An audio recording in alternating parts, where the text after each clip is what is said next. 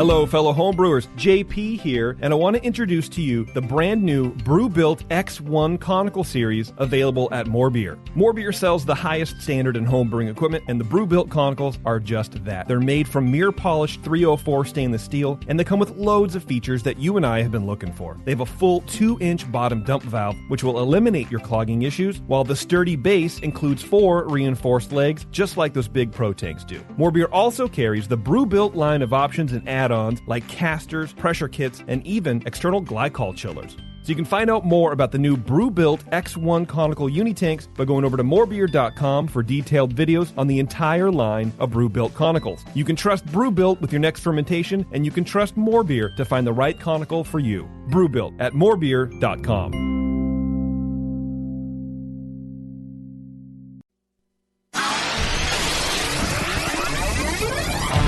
Great beer is about drinkability. Doesn't matter the style. You guys are like walking beer Wikipedia. That's the first time that you've ever accepted me as a person. Or you have a fermentation in your gut. I'm jet propelled at all times. How many guys do you think that you have the privilege to slap? Somebody who's never tasted a commercial example, and this is how you know everything about this beer? Please, you don't. I think that's bullshit. I think it's bullshit too. Wow. Are you guys going to arm wrestle? No. We're going to teabag fight. Yeah. You heard of Junkyard Wars? Can I get another high five, Beavis?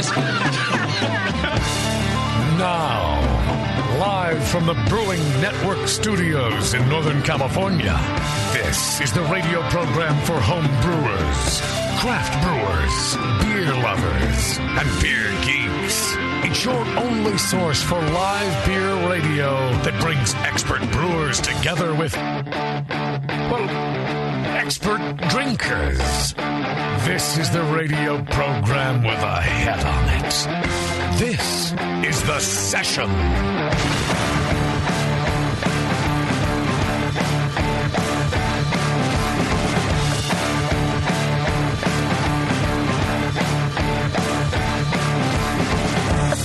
Good evening, everybody. Welcome to The Session.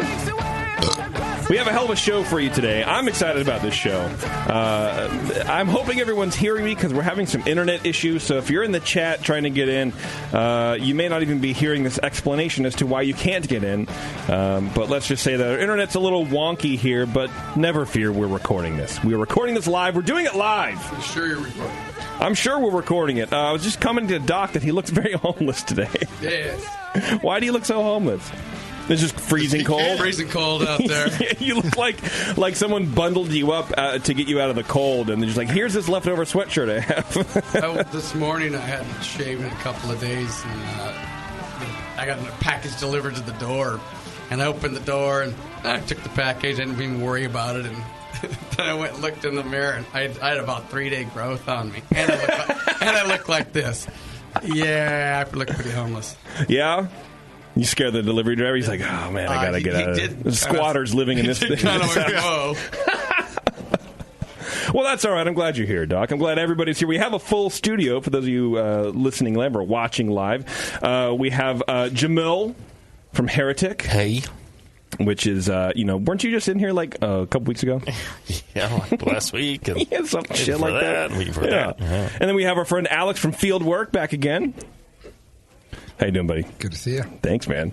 And then, of course, Tasty, the great Tasty, who never misses a show. I'm always here. Because he's a trained professional. Yeah. And then we have Warren, who is, he's here. Yeah. You know you're here, Warren? That's what I hear.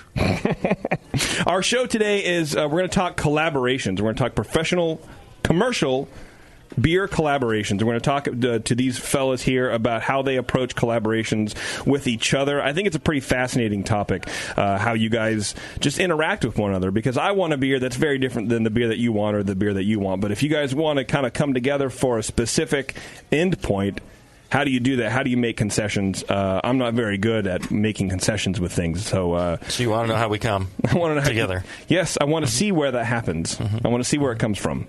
Yeah. Okay. And then later on in the show, these guys are going to sit here and work on a beer recipe together that you guys will be able to brew at home, assuming you're not a shitty home brewer like me, and it will actually come out drinkable. I hope so. We have yet to identify the style. The great Kim Shimke is here as well, social media maven to the stars. Right? Sure? Ish, sure. Ish, yeah. She's going on and on about cakes today, which I don't... I brought a Yule log and no one's excited about it. Nobody knows what it is. I told you, it's festive cake. Oh. Do you need to know anything else? It's festive cake that is not fruit cake. I feel like that's like the best indie rock band name ever. There you go. I do not like to eat things in log form. It's just one of those personal things. That's how food should come out. $45 goddamn dollars on this cake. Somebody's eating it. All right. That's how food should come out. Not, I will right, eat the go cake. in. Yeah. Yeah. She brought it for you. Log is an exit format, not an entry format. It's the one nice thing I've done all year for you guys. Right. Yeah, maybe we should have been leading up to this with more nice things, and then we would not be shitting on your idea now. I don't know. That sounds out of character for me. Well, this show is doubling as the holiday party for the company, so... In that vein. No, thanks for bringing a cake. Yeah, I appreciate that. Throw a candle in it. She didn't hear me. No, she didn't hear you at all. She said, Bev said that this is our holiday party here. So, you know. You're the only one who brought something God appropriate. bless. Yeah. You're welcome. Yeah. You should have brought tinsel. You should have brought tinsel, but you didn't. Fake snow.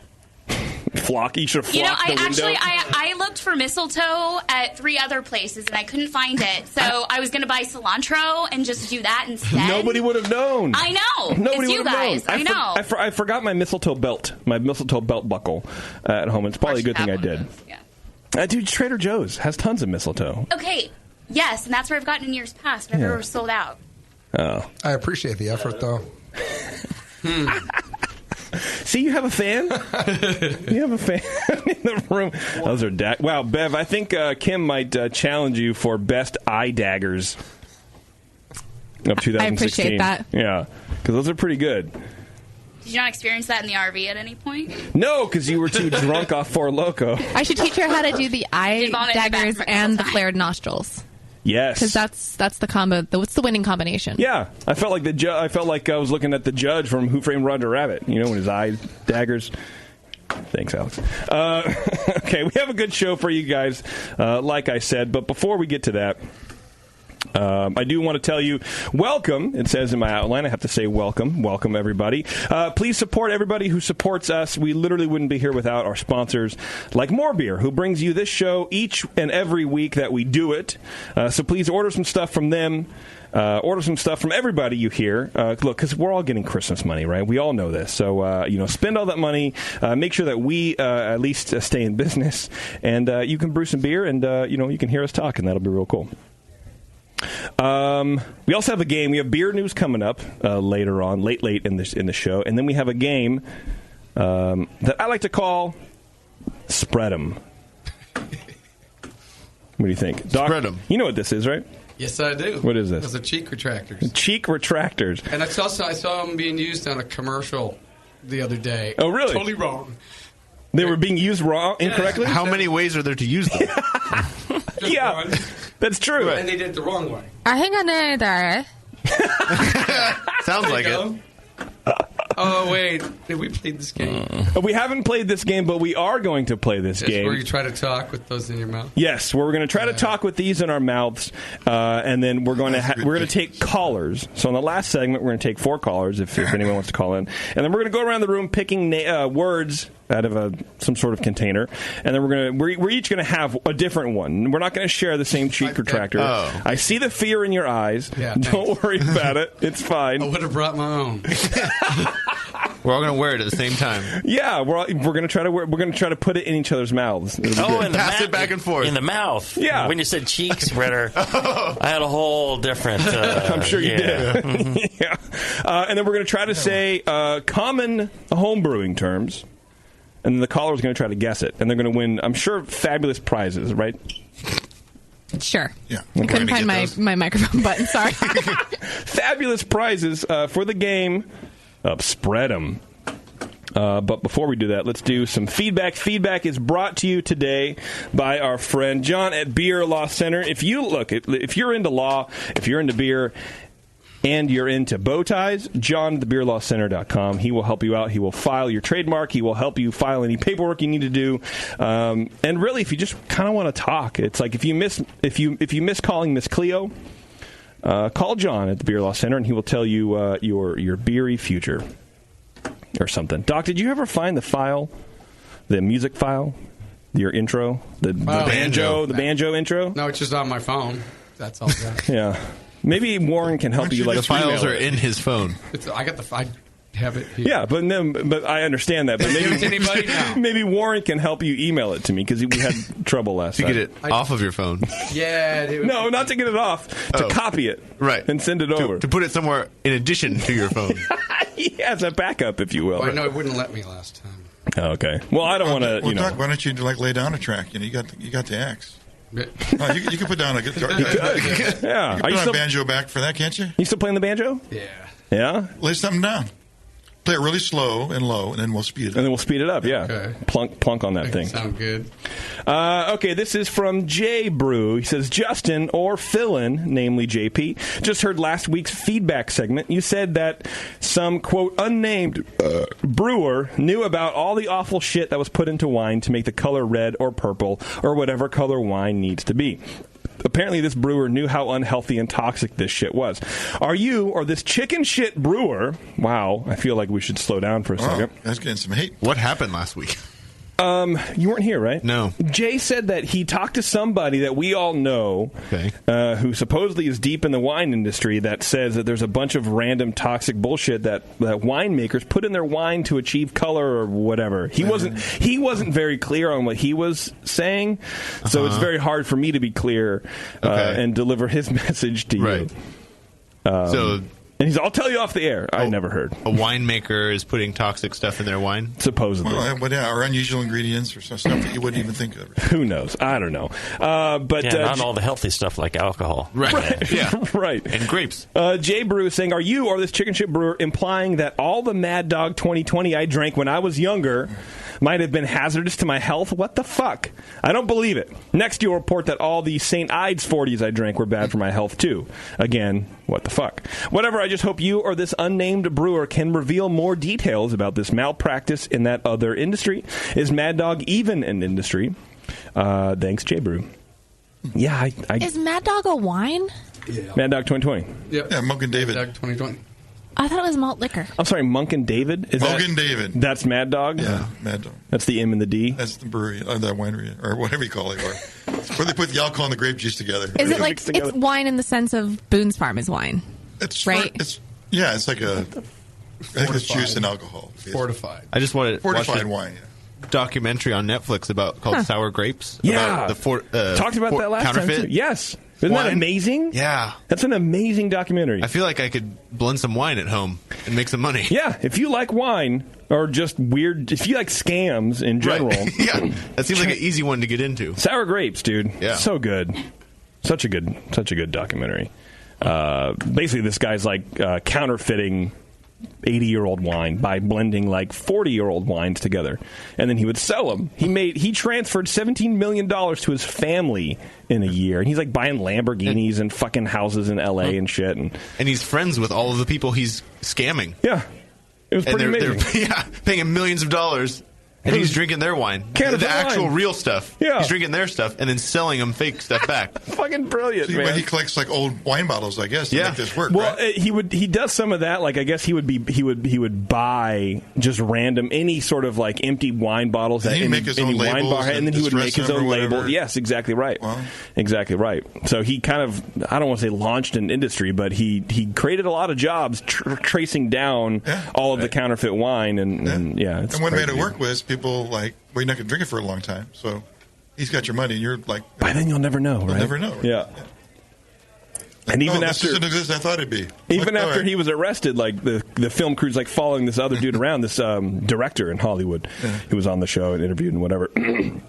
And he's like drinking the wine. He goes, okay, so this bottle is real. Right. It's real. And then he takes it to another guy. He goes, this is very real. You can definitely tell. And they take it to a third guy, and he's like, no, this is not. This is like, it doesn't have any sort of like the mid-palate range. No. And he kind of just basically broke the thing down. He goes, really? He goes, this is totally fake. And then the director's like, I still like the guy who sold it to me. Yeah, they're still buddies or whatever. Yeah. It's like, wow, dude. But we were saying last show, like that could never really happen in beer. beer can't last for 50 years or whatever. It can. Well, doesn't mean it's any good. It's nobody's paying that much of a premium for it that you can make any money. Right, but can you imagine, what beer, like a Bigfoot or whatever, like someone... Yeah, say I had like a 10-year-old, what's the Sam Adams beer that's really strong? Oh, comes in the... Utopias. If they got that, I could get that at a premium on eBay. Yeah. Who says I can't put some crap in there, put a new seal on it? You could probably get away with something like that. Well, I think part of the issue is that so few people have tried these 80-year-old wines that the people that know what they taste like, chances aren't going to be the ones buying them. They're not even buying them to drink. They're just buying And are they any good? They just sit on the shelf. In the first place. They're probably not that great anyways. Right. I mean, I'm just kind of starting getting into wine. I've had old wines. Like I had like a taste of like a 79 Montebello or whatever.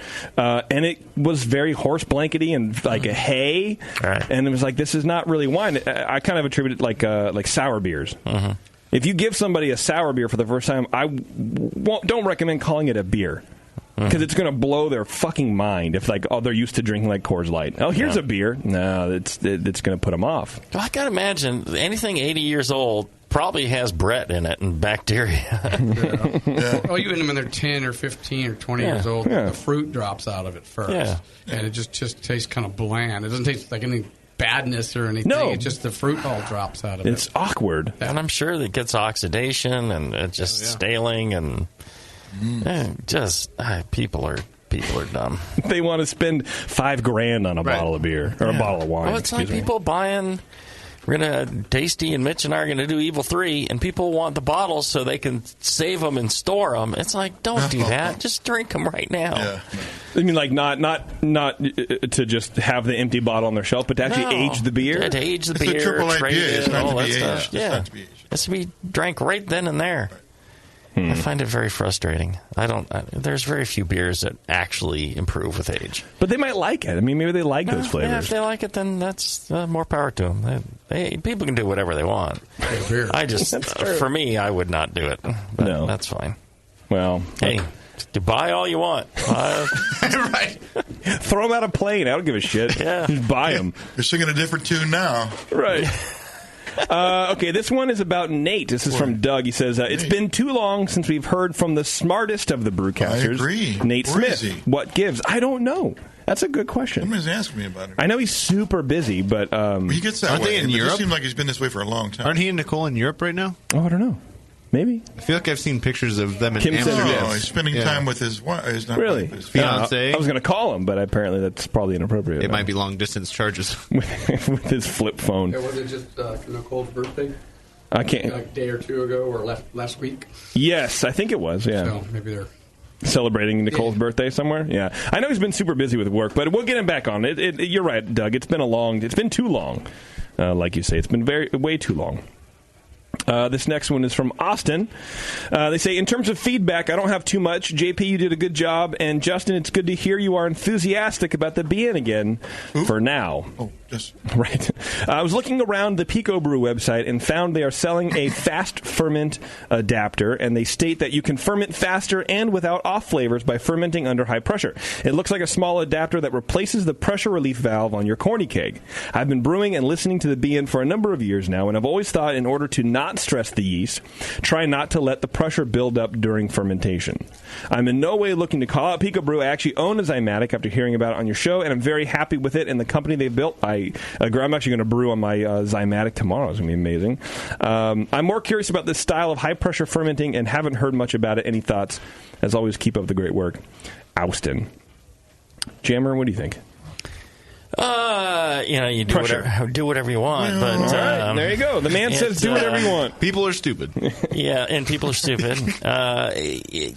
Pressure for yeast are not a good thing because it does weird things to their behavior. Yeah. Generally, the reason for fermenting under pressure is that it minimizes or reduces the amount of ester production that will happen. So there's like even special high pressure lager yeast that's used to brew lagers warm and fast under some pressure.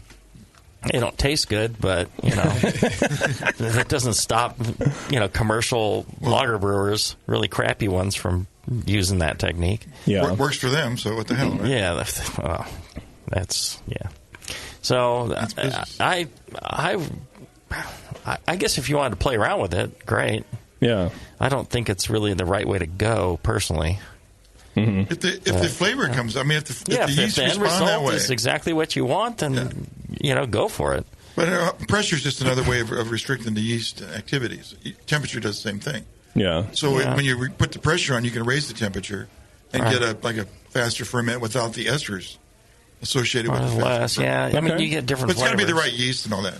Alex, is Tasty full of shit? Stone does all that. Is Tasty just giving us feeding us a line? Do you really need to ask me that? Well, I just want it on record. That's what this whole thing is. No, it's just a setup for that. But oh god. They're selling this at a homebrew level, fermenting under pressure? A homebrew level, but it's for 2.5 gallons and under. It's probably fermenting in a corny keg. It's probably just a set pressure fermenting in a for a couple keg, of PSI. For sure, yeah, probably. Okay, so it's almost like a little spooning valve for your... probably. Yeah, I assume he's got a pressure relief valve set at 2 PSI, whatever. Yeah. I mean, call me crazy. I look at what the people who make the product I want to make do. Mm-hmm. Okay. I don't know any great lager producers that are doing that. Right. I just personally don't know of any, so I don't even see why I'd invest my money in something like that. It seems silly. Fair enough. Yeah, fair enough. Austin, well, sounds like just experiment. Try it out. I don't know too much about it, and I don't think any of the guys here have tried to go under pressure with that small of a volume before. But, yeah, give it a shot. I don't know. The last one is from Parker. He says, why don't you just... Warren, this is for us, apparently. Why don't you just invite someone who brews a New England IPA on the show? I can only... And then what? Well, and this next line, I think he meant to have it as an insult, but he meant it as a it comes off as a compliment. and I read, I can only listen to JP jerk himself off by telling everyone how much better he is than everyone else because he likes clear beer. He can only listen to me jerk off. That's the only thing he listens to? Jerk myself off by telling everyone. So he likes it, I guess, is what he's saying. I don't really know. Yeah, that wasn't a very good... You have a captive audience. He's about as unclear as New England IPAs. I was really excited that this was going to turn into a shit show, and I'm so disappointed by whoever it was that just contributed that. That was Parker. Parker, is that his name? All right, Parker, you had a chance right now to really stir up a shitstorm, and you failed to do it. You blew it, dude. Get off your knees.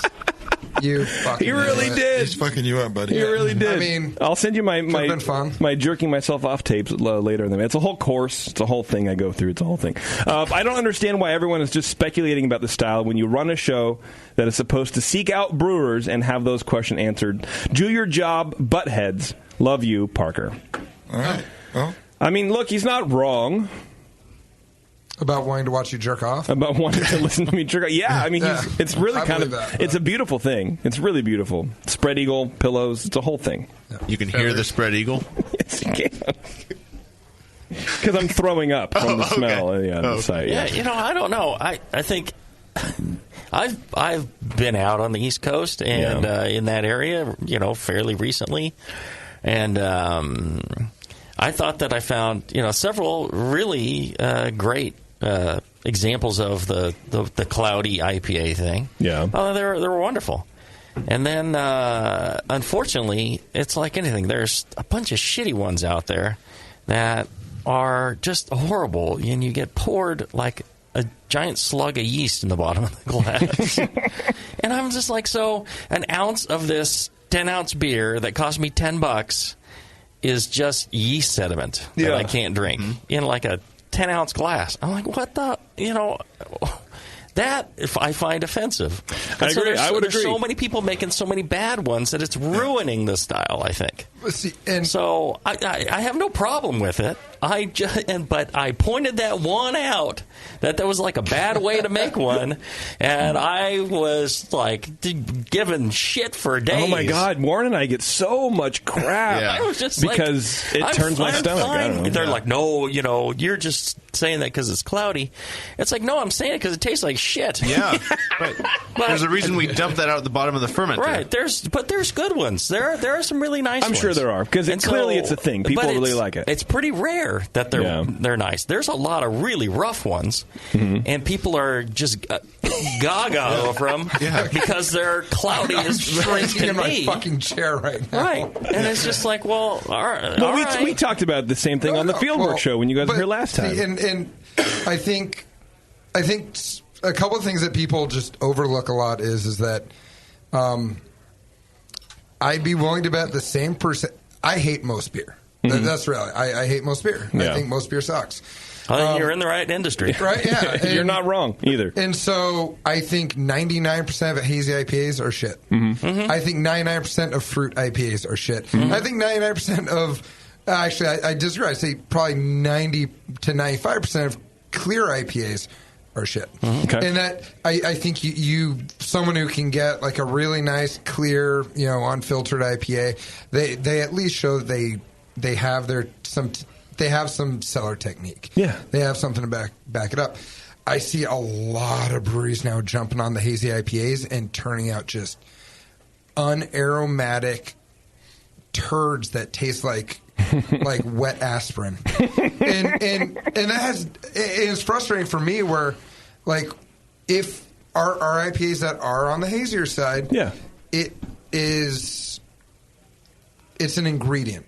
So we're looking at that yeast strain and the mouthfeel it provides, or the esters it provides, or the lack of attenuation that we can get from that yeast strain, and we'll play with it and really take into consideration the entire beer. Yeah. From the bitterness level of the beer to when and how we're dry hopping to everything. We'll take into consideration that yeast so that we make sure we don't end up with this astringent, yeasty kind of nasty beer. Well, and at the same time, we're also not leaving big fucking turds of yeast on the bottom. Right. Like, no chunks. Well, because I want no logs in my beer either. Right. Exactly. Yeast logs or other. Yes. We know your apprehension about the log form of anything. Yes. Yeah. No, a log is not an input. If you make a hazy IPA, call it no logs. No logs. Well, but the other thing is this whole thing. Oh, it's juicy because it's cloudy. That is just the stupidest thing I've ever heard. There are clear beers much hoppier than a vast majority of these things. It doesn't automatically make it juicy, and that's just nothing drives me more insane than people posting pictures of hazy IPAs and then everyone online replying to them going, "Oh, that looks so good." I'm like, how the fuck do you know how that? What the fuck are you talking? Like, no, dude, I will go through. You can't tell how it tastes, and then of course, not. And everyone wants to denote it as juicy, and it's like. Juicy means like juice. What about that makes it like juice? Looks like orange juice. It looks like orange juice. But the thing is, a lot of pulp. I mean, pectin. I don't know. It does drive me nuts. The whole, to me, juicy means it tastes like fruit, and it has. I'm trying to think how to word it properly, but I mean it at least has the connotations of sweetness. So maybe it's a very dry beer, but it's so fruity that it has the connotations of sweetness like juice. Yeah. Not. Okay, it looks like, a blow-off bucket. Yeah. Oh, so juicy. And that drives me... It's tough. I mean, it kills me. To me, most of the problem is... I think 99% of it is appearance. Like, I'll be on Instagram. One of my favorite things now is I'll just look at the search and kind of see what, the algorithm feeds me for things, because I basically just farm memes because I want to be cool. And there's people, like, posting cans of their juicy, hazy fucking IPA. You just did it. And it looks... I know, but that's what... And it looks like fucking dishwater that you add orange juice to. And it looks... it's off-putting, and I can my stomach will just tighten a little bit. To me, it looks gross, so I hide everybody. I just hide all these people because I never want to see it again because it looks gross, and that's what I don't understand about it is that people think it looks amazing, and I sort of to your point, like I don't understand how that looks good to you, but the look. Some people think Kim Kardashian's hot. It's not my thing, but what are you gonna do? So, but for people to judge the beer based off of the appearance, I think is that I don't think people should really be doing. Yeah. But and that's their argument a lot of times on these hazy beers. Unfortunately, they don't realize that what they're doing most of the time is saying, "Oh, it's hazy, so it's good." It's like, well, no, that's not what makes it good. Yeah, it's an IPA, the so aroma, it's good. the flavor, the mouthfeel, right. All that stuff. And appearance is a little part of it, but I'm not going to say that something that is hazy is bad automatically, and I'm not going to say anything that clear is good automatically, or vice versa. But I'm going to taste it, and people are like, well, you can't say it's. I posted one picture of this big yeast turdy glass, and they're like, well, you can't say it's no good. You don't know that it's no good. It's like, I'm drinking it. What do you mean I can't say? Well, that's your opinion. It wasn't the guy next to you. I was just shocked at the level of people. I think from now on you should post asking everybody if it's okay to post your opinion. I'm not. What do I think about this beer? I am not allowed to post anymore. I posted really dirty glassware. Oh, God. I mean, really dirty. I mean, where it's just charged on there, coated with bubbles, the entire glass. From another establishment. People got offended at that, too. So you're like Trump. Your handlers have taken you away from social media. Exactly. My for wife's the benefit like, of good. don't be posting on social media. I'm like, all right. Never, ever again. So back to the original feedback post, are we actually going to get a New England brewery, or are we just going to continue to bitch about we can, really?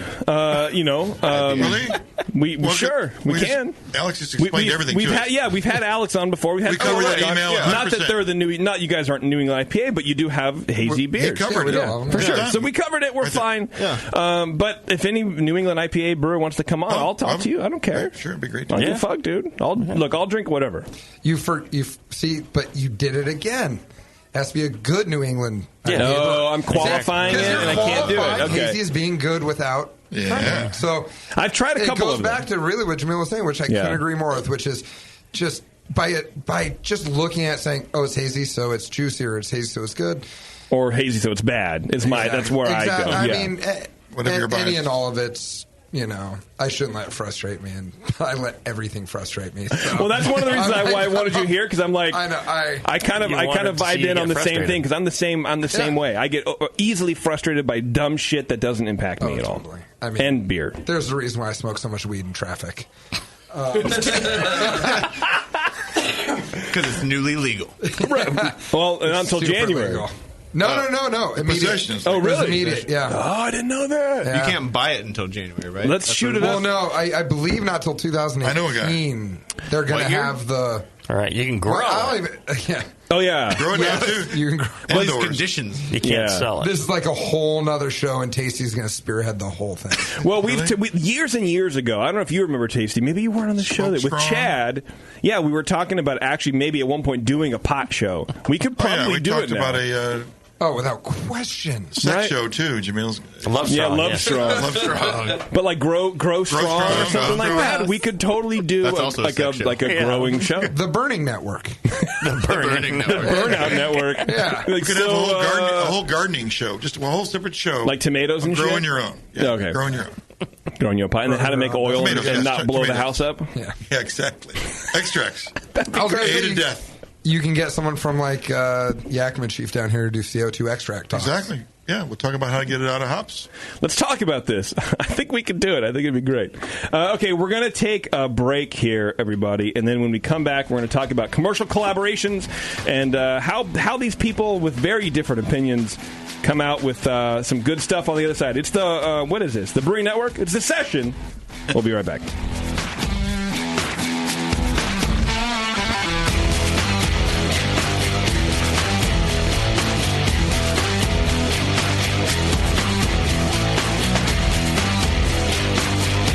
You're listening to the Brewcasters. On the Brewing Network.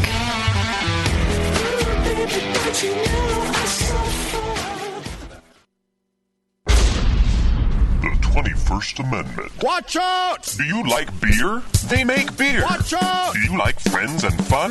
They make friends and fun. Watch out! Do you still like to have a good time? The 21st Amendment. Watch out! The 21st Amendment in San Francisco, located at 563 2nd Street, 2 blocks from the building where baseball is seen and played. Try their beers in the pub or try them in the can, featuring Monk's Blood. Made with real monk.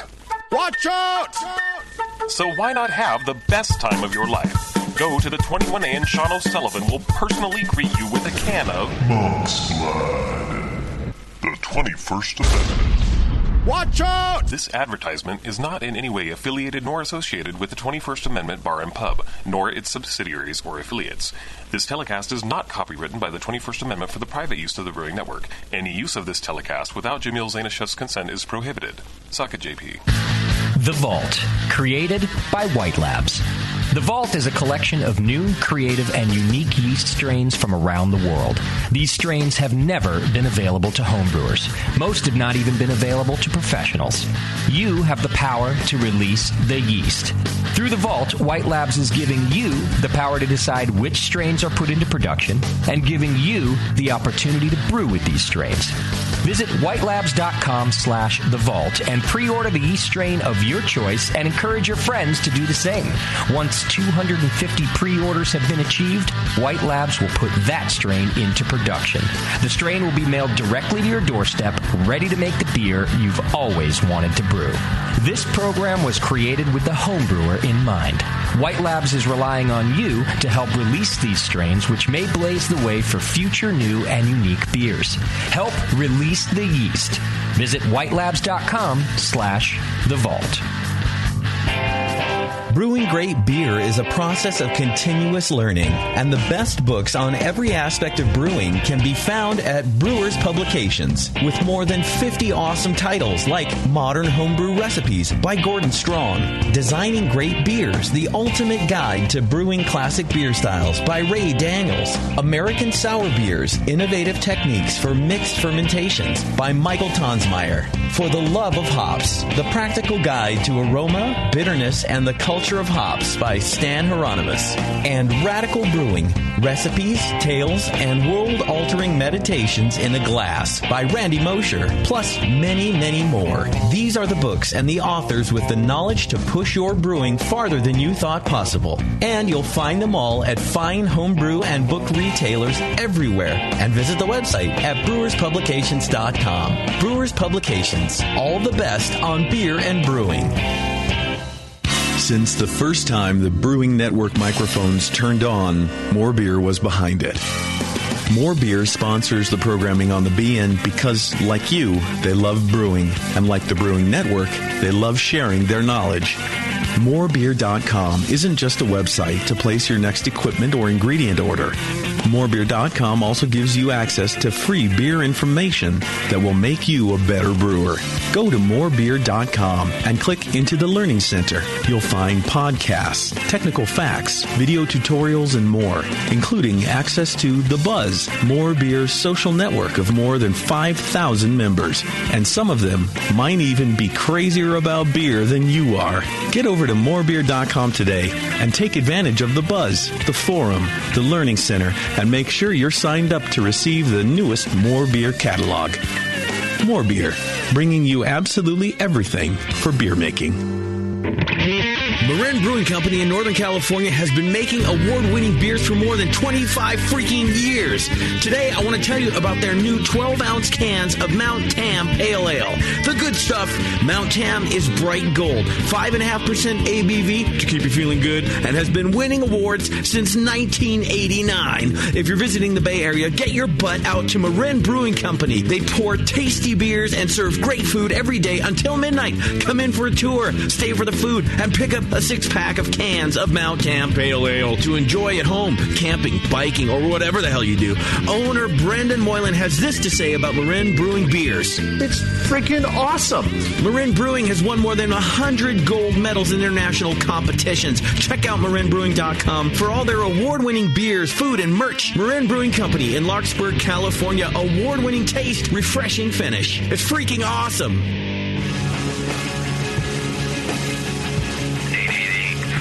one beer. It's time to talk beer and chew bubblegum. And we're all out of gum. The Session.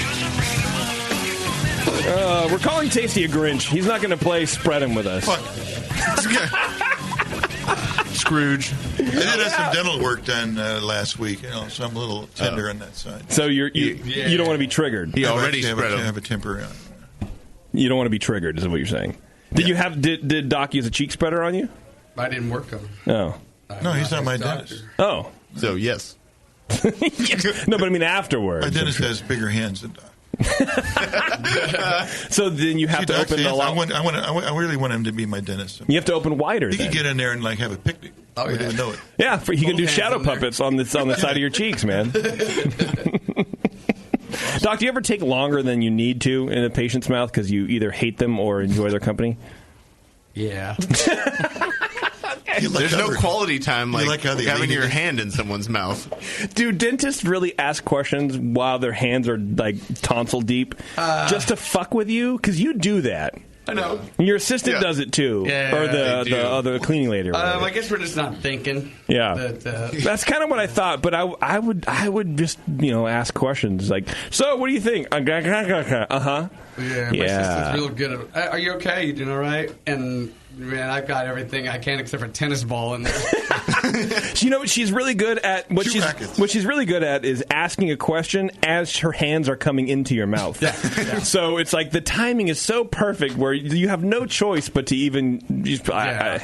What are you going to do? And then she'll go, oh, I'm so sorry. Like you don't do it 5 times a day, right? I try not to, but yeah, it's almost as soon as I do, I go, oh, shit. Bad timing on me. Well, this is, speaking of good timing, this is perfect timing. If you guys want to help out a fellow BN Army listener, member, check this out. You know how Justin is always complaining about new breweries opening up because of the Brewing Network. They're attributing all their knowledge to the Brewing Network, but they don't become sponsors. Well, now there's a new brewery that's throwing some money at the BN to shut that asshole up. I just added the asshole part because, whatever. It's not in the copy, just so you guys know. Reinvention Brewing Company in the Finger Lakes region of New York State. The founder, who's called George, has been active and supported the BN for a long time, since 2007. Wow. That's a long time. That's a long time. For my time. You guys have been taking his money for that long? Here. Is that really? I'm sure. I don't know. We'll see. The brewery is planning on a spring opening, so right now they're running an Indiegogo campaign to help raise money for their tasting room. They got some really cool items on the site, like ultra soft T-shirts, hoodies, upcycled bike chain bottle openers, which look really cool, actually, and a whole bunch of other stuff. You can even buy your own padded bar stool made from recycled barrel staves that are so comfy even Tasty's ass would be happy. And that's an angry ass, I think. Because you're very particular about where that ass part. And the cheeks are spread. And the cheeks. Padding and back support. There's a lot of pressure points. I got a lot behind this ass. Dude, I feel you. Like, there's nothing weirder than like sitting at a bar stool. It's like metal and it's cold, and your you're like, legs are going to sleep, dude. Yeah. So I feel you on that one, dude. But you can also get your name engraved on that bar stool. So whenever you fly into to New York, you can head up Reinvention Brewing and sit on your own name. Well, you kick somebody off if they're sitting on you? I would hope so. Hey, I think that'd be amazing. That's my secret. The fuck out. I would stand there, not order beer, and wait for someone to sit there, and then just approach them. You're on the spot. Yeah, get out of here. I'm camping the spot for me. Where are these guys at, by the way? The Finger Lakes region of New York State. The Indiegogo campaign runs through January 17th. Go check it out, please. Search Reinvention Brewing Company on Indiegogo.com. Help out a long-time BN Army member get his business off the ground. George is a good dude. Reinvention Brewing. It's a cool logo. You can get some cool shirts and a whole bunch of stuff. And really, you know what? You're helping a guy. You're helping a brother out, right? Help a guy. Help a guy. Help a guy, brah. Yay. I like George. He's a good dude. All right, so here we go. We're going to talk about collaboration brewing. Or Twitter game. Oh, I'm sorry. Thank you, Warren. Well, I tried to tweet it, but the internet's being weird, so it's just sitting on my screen. It's not working? And I can't click on it again. It's got a big no sign. Oh, yeah, she gone. Over it. Okay, well, what's the Twitter game? We'll talk about it, and then maybe Kim can help you. She can use her site beyond site. Maybe she can just see the button to click on. That might be my problem. Yeah. Well, there's a keyboard in front of you. Oh. Yeah. Oh, that's what these are. Yes. This Braille sucks. It's the same letter over and over again. 2 dots in all these squares. It's just a square. So I was wondering, since 2016 is almost over, and here at the BN, 2016 has been the year of vacation or being gone. I want to know what 2017's theme is going to be for the Brewing Network. For the Brewing Network. Or for Justin. Well, I mean, I guess you could choose. Is he not the Brewing Network? No, we are the Brewing Network. Yes. All right, then us, not him. Okay. We've been gone a lot. We've been gone a lot. I haven't been gone a lot. I've been here. You went to Hawaii. Hey, you know about that? Yeah, I heard that my friend Jason went to Hawaii. Yeah, you went to Miami. I went to Miami. Yes. Oh, the Bahamas. Oh yeah, dude. I'm in Bahamas, bitch. That hat that I got. Yeah. Oh, fuck, that hat's so sweet. How many times you been to Disneyland? A bunch of times. Well, I guess that's right, but I didn't miss any work from it, though. I'm very conscientious because I want you guys to have something to do during the day, during the evening. Because if I'm not here, it's not the same. Let's be completely honest. Okay. Yes. No. So what is it again? So what's 2017's theme going to be? What's 2017 theme going to be? Because 2016 was the year of vacations. This is like the weird Asian calendar, the Chinese calendar, right? Yes. Right. 2017, the year of whatever blank at the Brewing Network. Okay. Yeah. I love it. Look at you. I want to know. I want to know what to expect in a week and a half from now. Call Miss Cleo. Yeah. Call Miss Cleo, man. Okay, thank you very much, Warren. I appreciate that. You're welcome. Kim got you sorted? Well, my screen just changed, so my computer might have actually done it.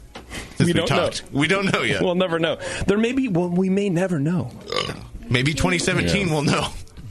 So let's talk collabs here, everybody. Jamil, you've done several collaborations with people. Warren, you just came off of one with our ugly friend Dave from Flattail Brewing Company. It's still sitting in the fermenter. Who actually, I think it's Flattail's Christmas party. He threatened to call in. Right now, it's Flattail's Christmas party? Yeah. Oh, wow. So 888-401-2337, David. Well, what did you guys make? What did you guys make? We made a Weizenbach. Oh, cool. Just because? Why not? Yeah. Don't bottle any because it'll be an exploder. Oh, yeah? The way he explodes. Yeah. I don't plan on bottling it. Volcano beer. I don't plan on bottling it. So, his mouth beer. Yeah, his mouth beer. Yeah. We actually had the guy who hiked with beer fermenting in his backpack was down at the brew pub earlier this week. What's that guy's name again? Chris or something? I don't know. Dave 2. Let's call him Dave 2. Yeah, Dave 2. Guys standing to the left of me, wherever that's what I did. He was going to Santa Cruz to buy a tent for his car. Of course he was. Yeah, right. I mean, he lives in Oregon, so I'm going to go to Santa Cruz, buy a tent. And buy camping gear. Right. I'm sure there's a shortage of camping gear in Oregon. Right. Yeah. Well, God bless him. So, yeah. Well, it was good to see him. He didn't have any beer fermenting with him. That's too bad. That's actually kind of disappointing, to be honest. He said he felt bad about the beers that he brought. He should. And so he should have. They were kind of terrible. Yeah. They weren't that good. Yeah. But they were cool. Yeah. He's made better as well. He's commercial brewing. Yeah. So he just hasn't done any more soda bottle brewing. So basically, Alex, this guy who's from Oregon, he was camping for like 5 months, just like hiking. And he would ferment beer. He would brew beer and ferment it and carry it with him and like drink it on the trail. That sounds like a really great idea. I mean, it was kind of cool. It was cool from like a standpoint of like how can I do this thing? Yeah. But it didn't. I mean, there's no like you can't carry sanitizer with you or whatever, right? You're cutting ounces at a time off of shit, right? You know what's cooler? Well, the bottom line is good beer with you. Bring good beer with you. Yeah. But if you're out for 5 months, what are you going to do? It weighs the same. That's true. You know, that's true. No, that and a little weed. More power to him. Every 5 days, that's a nice stop. That's right? true. You get to get I'm still confused by he was getting a tent for his car. Like, what kind of a fucking car needs a tent? I don't know. That makes no sense. There's some questions that are just not worth asking. Inside the tent? Yeah. I mean, maybe he's talking about a carport. Of a garage. Just a carport. Must have been a Subaru. His tent or his car likes to go rock climbing and that's camping. Right. Up north of Half Dome, man, just straight up. It's a Subaru Outback. It's pretty sweet. I mean, there's a lot of questions. Like, there's the internet now and shipping services. You don't have to drive from Oregon down to Santa Cruz to get this. Why is he still here? Yeah. Well, I mean, he was here a couple months ago. Maybe he's walking. He walked to Los Gatos to the brewery. Oh, maybe. I mean, you know what I mean? There's a trail that goes there. He might just be walking down to save the ozone or whatever. I mean, look, we're making fun of him. He's a nice guy. Oh, super nice. He's a great guy. I love that guy. He's a good dude. You love him too, right? Totally. Anyway, and Alex, of course, from Fieldwork out here in Berkeley. You've done some collaborations as well. You have a couple you said on the docket. We got coming up a ton on the docket. Okay. Which is very unlike I'm not us. on there, am I? We got one in tank right now, actually, at Track 7 for their anniversary. Oh, cool. Which is probably one of the cooler collaboration, things going on they're doing. So it's Track 7's 5th anniversary, New Year's Eve. And they picked out, I'm going to get this wrong, it was either 5 or 6 breweries to do collaborations with. Okay. And they're brewing their own anniversary beer, but they're doing collabs with some of their favorite breweries, and then they're going to be selling, I believe it's a 6-pack of collab beers. So it'll be a pint can of each collab beer, and you can get the mixed 6-pack. That's a cool idea. Which I thought was super cool. Yeah. Track 7's one of those breweries that, I love those. People ask me, who's your favorite brewery, this and that. I tell everybody, my favorite brewery is my friends. And Track 7 makes killer beer, but they're also phenomenal people, which to me makes a lot of a difference where I spend my money. So, and he threw that idea out. I'm like, dude, this is cool. I want to be a part. And he stopped by with a bunch of beers he had made recently, and I fell head over heels in love with one of his beers. Oh, wow. And so I was like, let's do this, but, big. But different. And anniversary sized, and with our, a little bit of our influence, but also really not taking away from what they do so well. Okay. Well, that's cool. Yeah. So I want to talk to you guys a bit about that whole process, how you partner up with people to begin with, and then how you figure out what style to brew, because I think that's pretty important. Everyone wants a beer style that they kind of respect. You don't want to make Sure. I don't know, what beer style do you hate them? A Gruit? You wouldn't want to make a Gruit with anybody. Well, it depends. Or do you hate a beer style? Am I just making that up for you? You're just making that up. Okay. I just I don't like any beer styles in log form, but other than that, I'm pretty open. So no loggers. So no loggers. Jesus. No, Dad joke central here. For me, I really only want to do collabs with friends. If I don't know the people and don't have some sort of relationship with them already and can trust that they make, great beer already, then I don't necessarily want to do anything with them. Because, like we were talking earlier, you don't want to make a collab beer that turns out bad. What? Because it pulls down your brand, too. Collabing with Me Color, that's always a dead-end deal. No comment, but...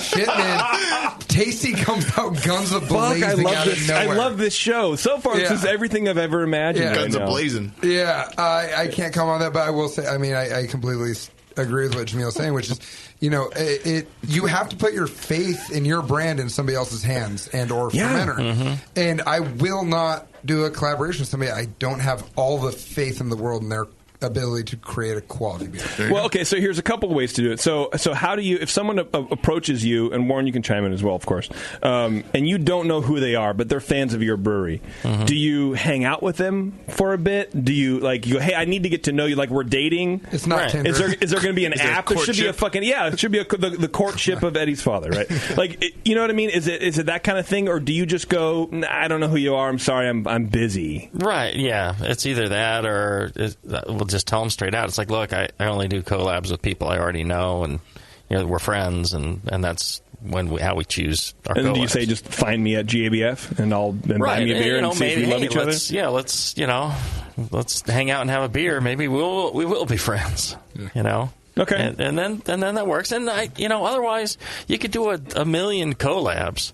And there's people who do that, and I just don't understand it. I think it's like, well, it's all right, but there's no real... I despise the collabs where it's kind of like, well, all right, we're going to make this, and we'll call it a collab, or, and when there's no real discussion or interplay of, the types of people involved. I like the ones where, we're friends, so, we feel open to say whatever and discuss something. Like that's a shitty idea, and you can express that. Yeah, and you talk about it, and you think about it, and you share ideas that you might not share with other people that you don't really know. Well, the other people is going to take what you want into consideration. Right. It's a give and take thing. And you might have something where it's like, I've been saving this idea for a long time. I'll share it with a friend. Yeah. I'm not going to share it with somebody else to help their marketing or something. And I don't like doing things just for marketing purposes. For me, that's That's about the worst.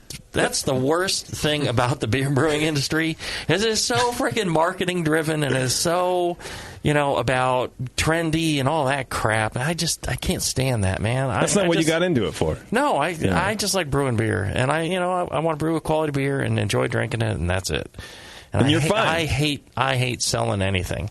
Yeah. Having to sell something, man, that sucks balls. It hurts your soul. Oh, it's the worst. Move to part Russia, commie. No, I'm just kidding. Warren will tell you, I give shit away. I have a fridge full of fucking beer that you give away, so I appreciate it. I love that. I've been to the brewery. I know about the giveaway. You know about the giveaway. Yeah. So, and it's the same thing about the collabs. There needs to be a soul and a spirit and a purpose and it needs to be an act of lovemaking amongst the parties, That's the after party. Warren, would you say that you made love with Dave from Flat Tail when you had that collab with him?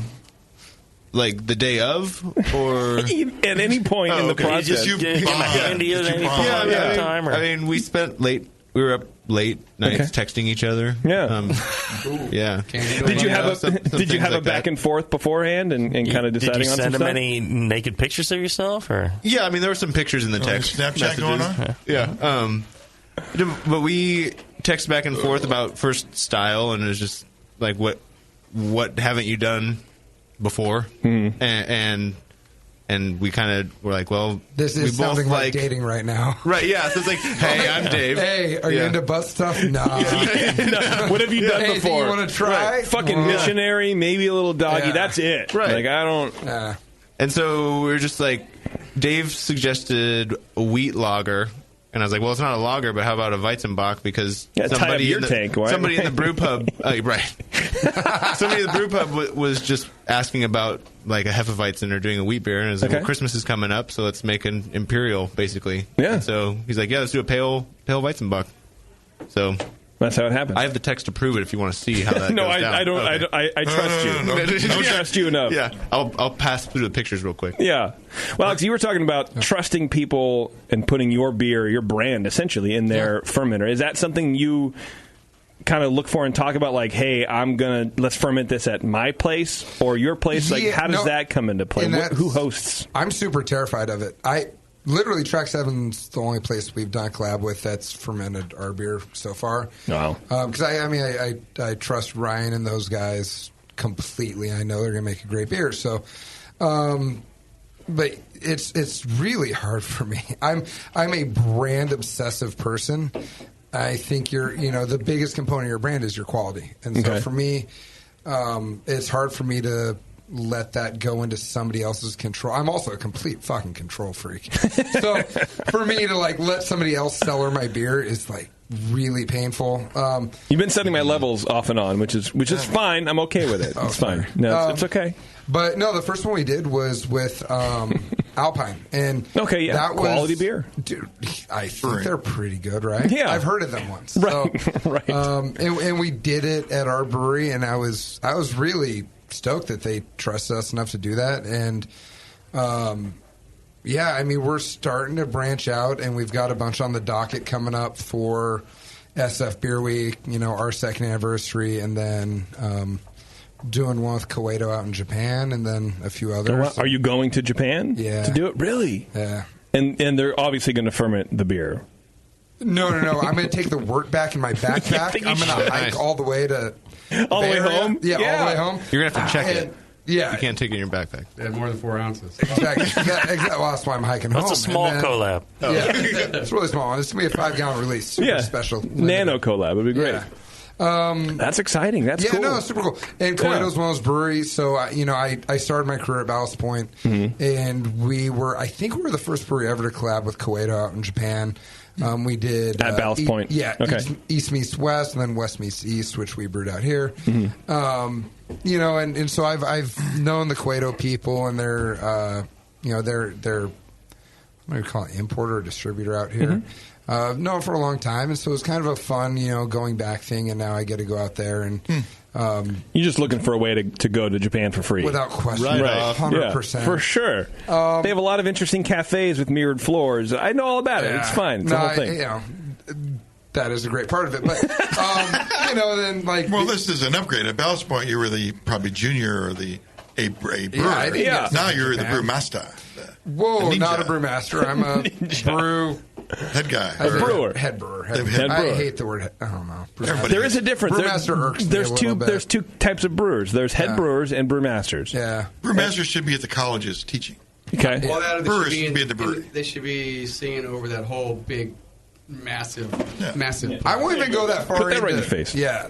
I don't know what the fuck I'm doing. So without question, I should You're not be that called a every day. brewmaster. Yeah. I wing it, every day. So definitely not brewmaster. But yeah, no, it's a cool way. And then also just to feed my ego, like, I'm like sitting there going like, I want to make it better. And I loved that first Ballast Point collab. Was an insanely good beer. What was it? Okay. Oh God, I'm gonna eat up all your airtime. I'm gonna try and talk fast. It's Jamil's airtime. I don't care. Sorry. So the first one, it was like a yuzu IPA. But when I was... What is it? This like a Zuzu? Yuzu. Oh, okay. It's like Japanese citrus. Oh, okay. All right. I'm just messing with it. It works about as well as the defunct car brand. So,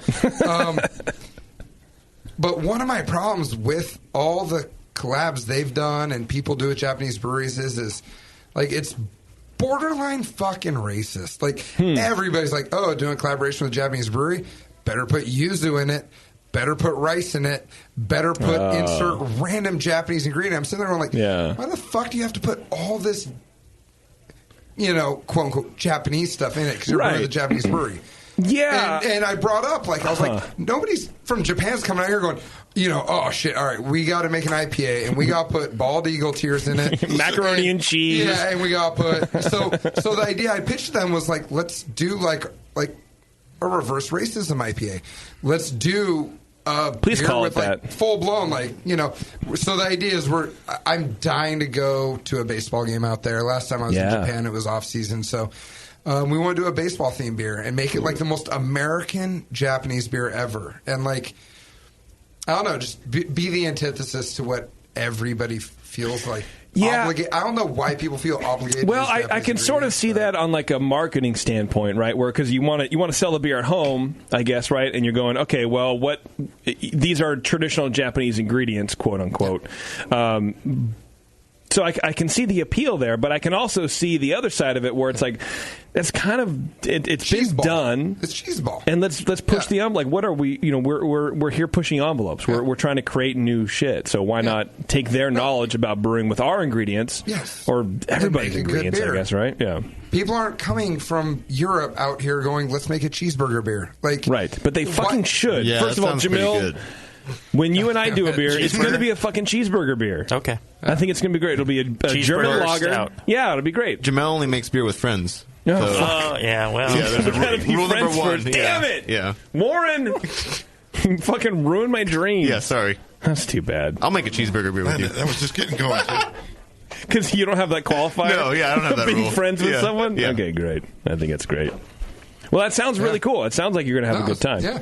So what are you gonna? How did you guys figure out what you're gonna brew? We're still working on the recepe for that one. It's a recent thing. I mean, But you had that idea. Just let's not do what everybody does with every Japanese completely. brewer. And Haru, the CEO of Koedo, was out at our brewery, and he's tasting through all my beers I had, and he really liked one of our kind of bigger pale ales we make, and so we kind of latched onto that idea and just started working forward and.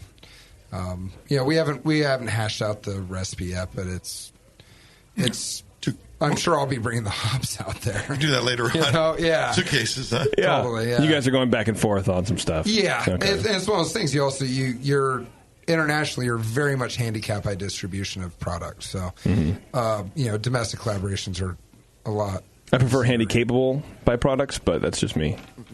Yeah. Stupid. Jamil, what do you think? Have you done that kind of similar thing where you're working back and forth to find like a target audience? How about the one you do with Michael Fairbrother? How did that come about? Like, how did you? What was that? From Moonlight Meadery? What were the our friend Michael. parameters of that? What did you do with him? We did two. One has been released, and we've brewed it multiple times. The other one hasn't quite finished yet. Uh-oh. Yet. Yeah, it's when did this happen? Spoiler to bring that up. Like 2 years ago. Speaking of spoiler alerts, I got to talk to you, Bev. No, whatever. You know, but they were honey-based beer. Yeah, right? we always wanted to use some form of honey in That's it. where you kind of merge the beer in his specialty. Which is one of the things he wanted to do, and so that's his thing. I mean, when you collaborate, that's what you do. Like, right? What are you into? What am I into? I would just go back and forth on various things, what we wanted to do, and those were pretty quick and simple. The one that we worked on, the Bloody Bee. That one, the Bloody Bee. It is. This is a beer you released. No, we haven't released it. So we did Evil Bee, which was like a honey IPA. It like turned out fantastic. That's a good name. We've brewed it a number of times. Evil Bee, I like that. Yeah. And like an African honeybee. Just demolish everything. Right. And then we did the Bloody Bee, and that's like a 15-16% beer with just tons of honey and blood orange and what else? It's aging in white wine barrels with Brett. And, wow. Yeah, so that's not ready yet. That's still going. That's still going. Well, you thought it would be ready by now. I could tell. Thought it would be ready maybe a year ago. Yeah. I don't know. Yeah, because he was out here like a long time ago. Yeah. Well, so how do you guys get to that point, right? Where you're okay. Obviously, you want to do something with honey because that's what he makes mead, right? So, but all the other kind of balancing things and all the other kind of additions, how do you guys wind up with that? And I think it'd be cool for homebrewers to hear this kind of stuff because homebrewers, look, we brew together all the time. Homebrewers do, right? And you want to collaborate on some stuff, and it's not just like, hey, let's go brew a kit beer together and just hang out and watch a football game. I mean, that's fine, but some people really want to figure out what's in a homebrewer's head because that's how you kind of learn. Well, and I think a lot of times, it happens where you're just with some friend and you're like, oh, we should do a collaboration one of these times, and then you start saying, well, yeah, what would we brew? And then sometimes it just comes to you, obviously, like with Tasty Mitch and I on the Evil 3, it was just like, okay, so there's three of us. I got a great name, Evil 3 or Evil Cubed. It was originally Evil Cubed, and then now it's just Evil 3. And, I like that better. And then it's like, okay, well, what are people going to expect? It's got to be something big. It's got to be something hoppy. And so we're like, all right, triple IPA, there, done. It's always released in the same time. It's already made at the same time, released at the same time every year. It just became one of those things. We're going to brew it again December 28th, coming up soon. Oh, wow. It's just that one just fell into place. Other ones, I've gone back and forth for months with somebody on, how about this, how about that, and then you end up throwing different ideas out there. Yeah, it can take like a year before you come up with the actual idea. And is that just because you guys are shooting each other's ideas down, or just busy schedules, or both? Or it's kind of like, well, what about this? I've brewed a lot of those. How about something different? And then it's like, oh, what about this? And then you sometimes get ideas, and then you're like, okay, well, maybe we'll change that to something else. Okay. A lot of times it's, do you have anything you want to brew? Is there something you're excited about? And most of the people I do stuff with, they're just like, I want to do something I haven't done before. It's like, okay, that makes sense. Right. So what about other constraints, like ingredients, for instance? You want to use hops that are available. That comes into play, right? Right. Like we're having some hop issues for our Evil 3. That's what we do. Really? So we don't have half the hops. Yeah. You're brewing in like next week. They canceled my contract. Really? They're like, oh, sorry. Oh, someone wanted to use Galaxy. No, summer. African summer. I got a ton of other hops. I mean, there's probably a dozen hops on there nobody's heard of. We'll be fine. Yeah. So, but no Galaxy. No. Beer didn't have Galaxy to begin with. I'm not going to buy it. If it doesn't have Galaxy, then I don't want it. We can put it in there. I'm an all-Galaxy guy. I've got Galaxy. I'll tell you. I'll make a glass just for you with Galaxy. I'll tell you what. 100% of all the triple IPAs I make have Galaxy in them. There you go. So, I love it. I love that shit. There you go. So if you want to make a triple IPA like JP, with Galaxy. Yeah, that'd be great. So there's ingredient constraints in that way. Sure. And how about equipment, right? Like you're might be a brew house that's better suited for a certain type of beer. Well, we're doing this one at Fuller's. I shouldn't keep talking about this. I want to show it. Come on now. This Fuller's collab you're doing. Are Because they your friends? Yeah, as a matter of fact, they are. That's how he's doing a collab with them. Yeah, but you know, I feel like that's like designing an animal with God, right? You know what I mean? Oh, It's right, like right, the yeah. people who kind of perfect a style. And then they're, you know what I mean? Like, how do you give them input as to what you want to do? I spent the last minute trying to think of an analogy good enough for that. That was actually it. Like, oh well, thank you very much. Are you guys doing a framboise? What are you doing? No. What's sour brew? We were talking about doing perhaps a black currant goza. Oh, nice. Now, see, they've Is that never done outside their goza. comfort zone? Yeah, because they're not set up to do like kettle souring. But they're and stuff down like for that. you. Well, they're like, we'll figure it out. Well, you I know, think it's that's a good transition, right? Into kind of from how do you approach people and where you kind of want to set up to what you make.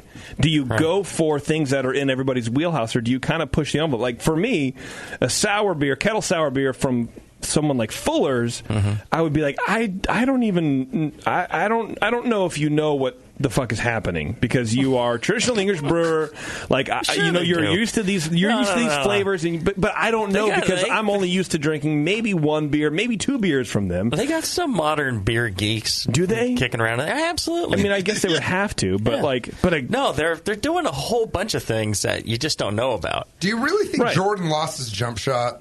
And yeah, that's true. Plus, they have me. I mean, what could go wrong? You got this. But you know what I mean. Like how do you and we'll see what happens. I don't know.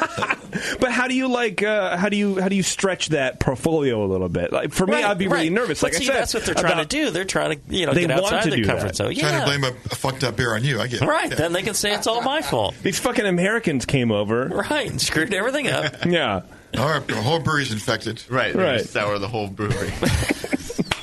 Do you find that, Alex, too? Like kind of going in and just seeing trying to not do the things you normally do. Yeah. We're doing something totally different? Yeah. I mean, I think one of the Well, you are a control freak, so no, you want to do exactly your way. My way or the highway. That's the way to do it. I mean, I can count on both hands how many people like me. I mean, that's the fucking truth.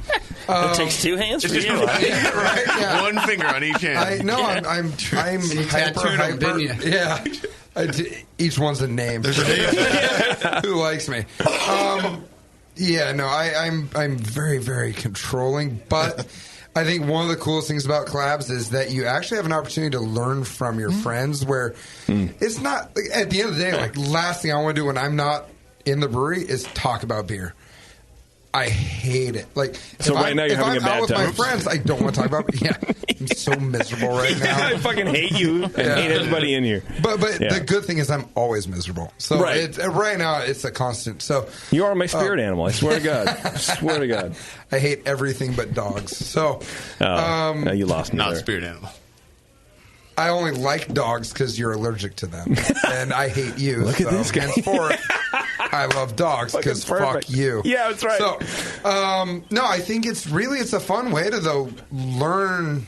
Get out of your own wheelhouse, learn how your friends are doing it. I'm one of those people. I brew my style, my way. I don't listen to what anybody else is doing. I kind of, I don't know. I like to figure things out on my own through trial and error, and collaboration is a cool way to really quickly get an influence from your friends, people you respect and and kind of see, like when we did our one with Alpine. I mean, I'm born and raised in San Diego. I spent my summers in Alpine growing up my whole life, and their beers are just so incredible. Why is Kim nodding her head right now? Because Bev's pulling faces at the. They're doing sign. She's spreading her cheeks. She's spreading them.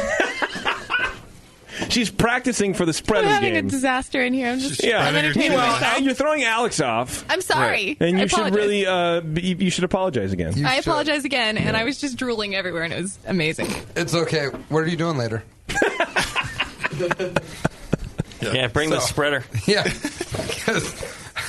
Bring two of them. Oh, Jesus. Because I need some tacos, and I want that spreader. So, but no, and so it was cool. And, it's one of those things where I've loved Alpine's beers forever. I mean, they're juicy. I can't say enough great. They're so juicy.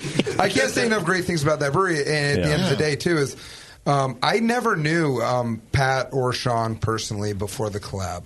It was set From up, Alpine? It was set up through a mutual friend. Okay. And I was fucking floored by it because the internet's an evil place. Oh, God, That's why yeah. I stay off the internet now. Okay. And You're better for it, I'm sure. You know, people have their opinions on Pat, and I literally cannot tell you how completely off they are. Is he the owner of Alpine, or who is he? Yeah. Okay. I have met so few people as genuinely kind and nice as that dude. And Sean his son. I've been around him a couple times. He's a good dude, as far as I'm concerned. They're amazing people. Yeah. They're so good. He doesn't pander, is the whole thing. And people get mad when people don't pander. See, and Jamil is interpreted that way a lot of times. He's not like a big snoozer guy. They expect him Did to you be. say people hate me? No, I'm just saying that was just pointed out. Well, no, I'm just saying. Jamel's just like that. People are misinterpreted that way. Hate's a strong word. Yeah, you want to talk about people not liking someone? Fucking, let's look at Jamil real fast. Speaking of Pat, you heard of this guy? I don't know what Tasty's talking about. I've always heard you're a fantastic guy. So that must be Tasty's, it's just opinions. You're just sitting closest to him. out. That's smart. That's right. But no, it was really interesting. It was the first collaboration I ever did at my own brewery. And it was awesome because they didn't hold back their input. And it was so cool for me to say, they started suggestions. I'm going, well, fuck me. You're describing a beer we already make. Right. And then they start throwing out different hop timings. And their hop timings are so different than what I do. And it was really cool to, I still do exactly what I do. It didn't influence what I do in the future, but it was really cool to kind of see, peek behind the curtain at the Wizard and get to see, what does an Alpine recipe look like? And it was as a brewer, it was educational. It was fun and just, it was really cool. And it didn't change what I did. I still brew my way. But at the end of the day, it's fun now when I drink an Alpine beer after collaborating with them. I play that recipe in my head when I'm drinking their beer and going, that's why it tastes like this. You try to figure it out. Yeah, exactly. Well, I mean, that's your job. You build things, and I think anybody who builds things wants to learn how to deconstruct them. Completely. Not necessarily that you're going to take anything from that, but it's just cool to know. Without question, yeah. I mean, anytime you taste an Alpine beer, you'll kind of know how they make beer. Yeah. So you can kind of know the structure, the framework that's behind their beer. I think it makes you a better brewer. Yeah. Knowing how your friends make beers and how those beers taste. And it's just a constant reference point in your brain of these ingredients at these times in this situation create this product. Give you that result. And you store that in your brain and you're able to reference these when you're making beers in the future going, sure. Well, shit, all right, if you do it like this, this, and this, you're going to get that. And at the end of the day, you can, I'm very much a trial and error brewer, with how I've kind of developed my own personal style. But, that just gives you more of a depth of knowledge of brewing and how, all of these ingredients interact. Because you can only test so many times. So, right. Yeah. Well, because you're in the business of making beer. Yeah. You got to make some shit. I tell everybody we're the world's biggest pilot system. I mean, the smallest tank we had for our first year was 50 barrels. So, wow. We did 85 different beers our first year. 50 barrels being the smallest, 100 being, the other size. And it ends up being like, how many homebrew batches do you dump? Right. There's a reason why I've got ulcers at 36. It's because I don't have a pilot system. I really effing need one. So yeah. Jeez. Well, let's talk about ingredients real fast. So you have a style. What do you do about ingredients? I mean, that's a huge issue, right, Jamil? Like American Turo, Maris Otter. What are you trying to do? A lot of times people go towards their standards, their staples, the things that they know really well. And another nice thing about doing collabs with people that do different stuff, they may have different ingredients that they're familiar with that they'll throw in there, and they'll say, let's add some of this to get this character that we want. And the rest of the folks just kind of have to take their word for it, if they don't know that ingredient that well. So I think that's kind of cool. Yeah. It's just a give and take between people. Okay, that's just a lot of giving. Yeah. I've seen collaborators show up with like yeast in a keg and hops in a box. I mean, they're actually bringing part of the ingredients. Right. Oh, that's kind of cool. I mean, why leave it up to the host brewery to do everything? I think I remember the first time one time I did a collab with one of the collabs I did with Russian River. Yeah, they didn't have enough of a certain hop, so I went to like More Beer and just bought it and brought it for the collab. In 1 ounce packages. It's a lot of Mylar to waste. I think they were 1 pound. Okay. Yeah. All right. It was like a lot of those. Yeah. All right. So this collab that we're supposed to be doing here tonight. Yeah. I mean, what style are we going to do? Well, so we had Kim, the very capable Kim Shimke, who brought us all logs, which is log. A reversal. The thing's sounding better and better all the time. She put on Facebook asking kind of what style everybody wants to make. We have a lot of votes. Bless the hell out of you, man. Wow. It's a good thing you did it into the wall to absorb that, because I've never heard of that kind of beer. Poor Bev was in the splash zone. She's got the glass. Fucking SeaWorld. Are you over okay? Here. Yeah. Jamil's never okay. He's always on the cusp of being not okay. Just right there, teetering on the edge. He's a weeble. Doesn't go either way. So overwhelmingly, and I say overwhelmingly by one vote, American Strong Ale was something that everybody wanted to hear a recipe for, but you guys are very not into that, which is totally cool. So that just means high alcohol. We can throw an audible. Yeah. I think we should come up with our own style. Yeah, like it wouldn't in a typical collaboration. Like, what are you guys? Let's do a Pilsner, what are each of your black. sweet spots, and how do you kind of like merge that together? You know, black IPA, IPA but juicy. American Strong Ale. Black juicy IPA. Oh yeah, that'd be great. Well, do you want some other? So American Strong Ale was good. Runner up was either a chocolate and milk stout, Russian Imperial Stout, a Saison, an ESB, a Baltic Porter, or a Robust Porter. And then there's other shit like a Gruit, a chestnut beer. I don't know. A Belgian, a double or triple, Scotch ale, a Gosa. Kim's vote was an ESB, because I don't know why. A Graf? What the hell's a Graf? Graf beer? Graf? They said it was something new that they heard about. I've never heard it either. Okay. So that's what people on our Facebook page want to hear about. But what do you guys want to make? Because ultimately, at the end of the day, we want a recipe for everybody to be able to make at home, and this is kind of our little be-in gift to you guys, right? So, what would we make together? What would you guys make together? Do you want to break? We can break. Sweet babies.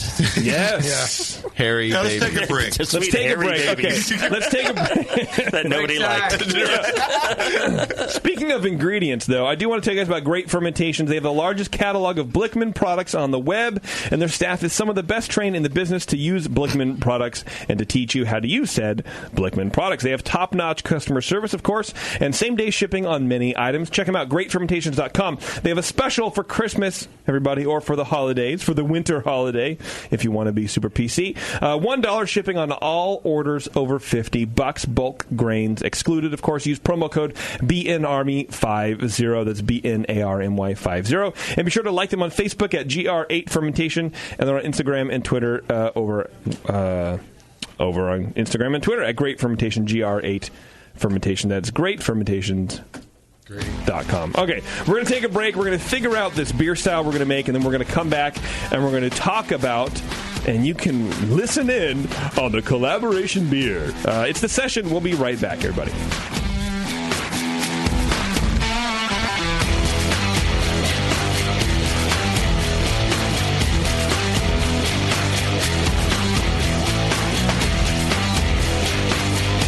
You're listening to the Brewcasters.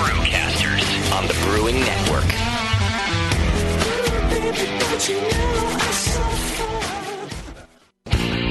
Your support of the Brewing Network means everything to us. We couldn't produce shows without you.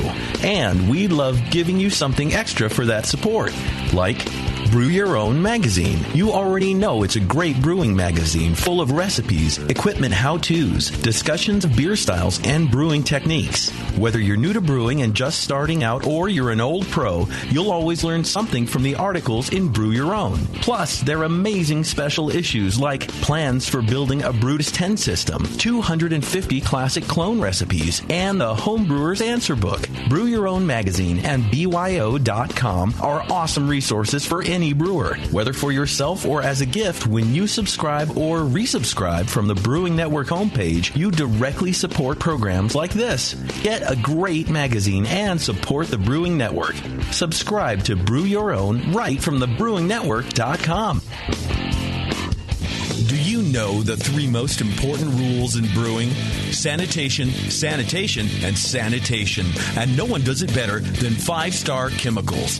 5-Star knows sanitation. You can only sanitize clean equipment. And 5-Star knows how to clean, too.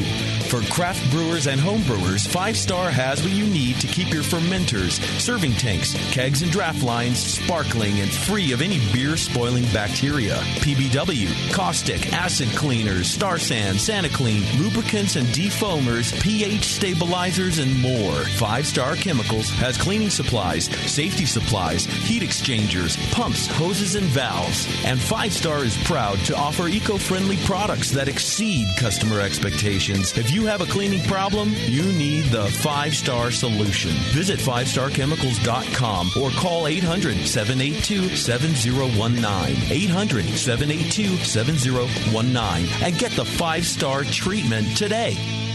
Are you looking for a simple brewing system that's great for all grain brewing, but everything on the market seems to be full of compromises? Blickman Engineering has the answer. The Blickman Brew Easy All Grain Brewing System. The Brew Easy is a complete system with easy upgrades and a beautiful compact design, perfect for any size brewing location. At its core, the Brew Easy is built on 2 gorgeous Blickman Boilermaker brew kettles, a high-temperature March pump, and either a top-tier gas burner or the new Boil Coil electric heater. The Brew Easy adapter lid allows the pots to stack on top of each other, forming an efficient, strong, and compact brewing setup that comes in 5, 10, and 20-gallon batch sizes. Upgrade your Brew Easy system with full automated control by adding a Blickman Tower of Power temp controller, and make moving around easy with the Blickman Kettle Cart. The Brew Easy is modular. If you already own a Boilermaker kettle, you can build your Brew Easy by purchasing just the modules you need. The new Brew Easy all-grain brewing system. See it today at BlickmanEngineering.com and brew with Blickman quality on your new Brew Easy.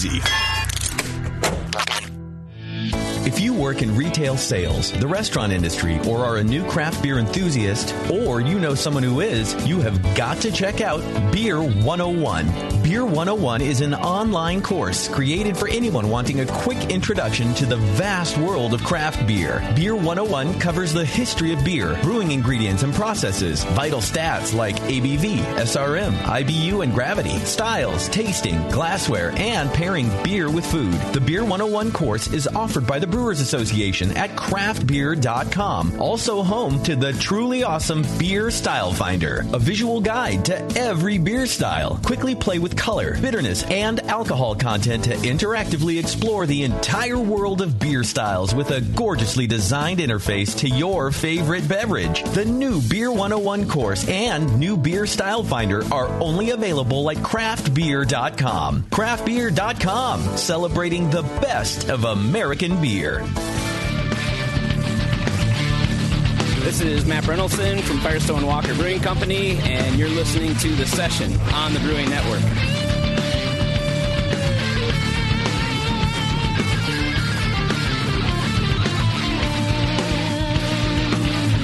All right, thanks for hanging out, everybody. It is The Session, as Matt Brynildson just told you, and really pretty much believe whatever that guy says. I saw they just got a bunch of new tanks or some shit in, right? Got a whole new brewery, right? Yeah. They stuck another one in front of the other one, which was in front of another brewery.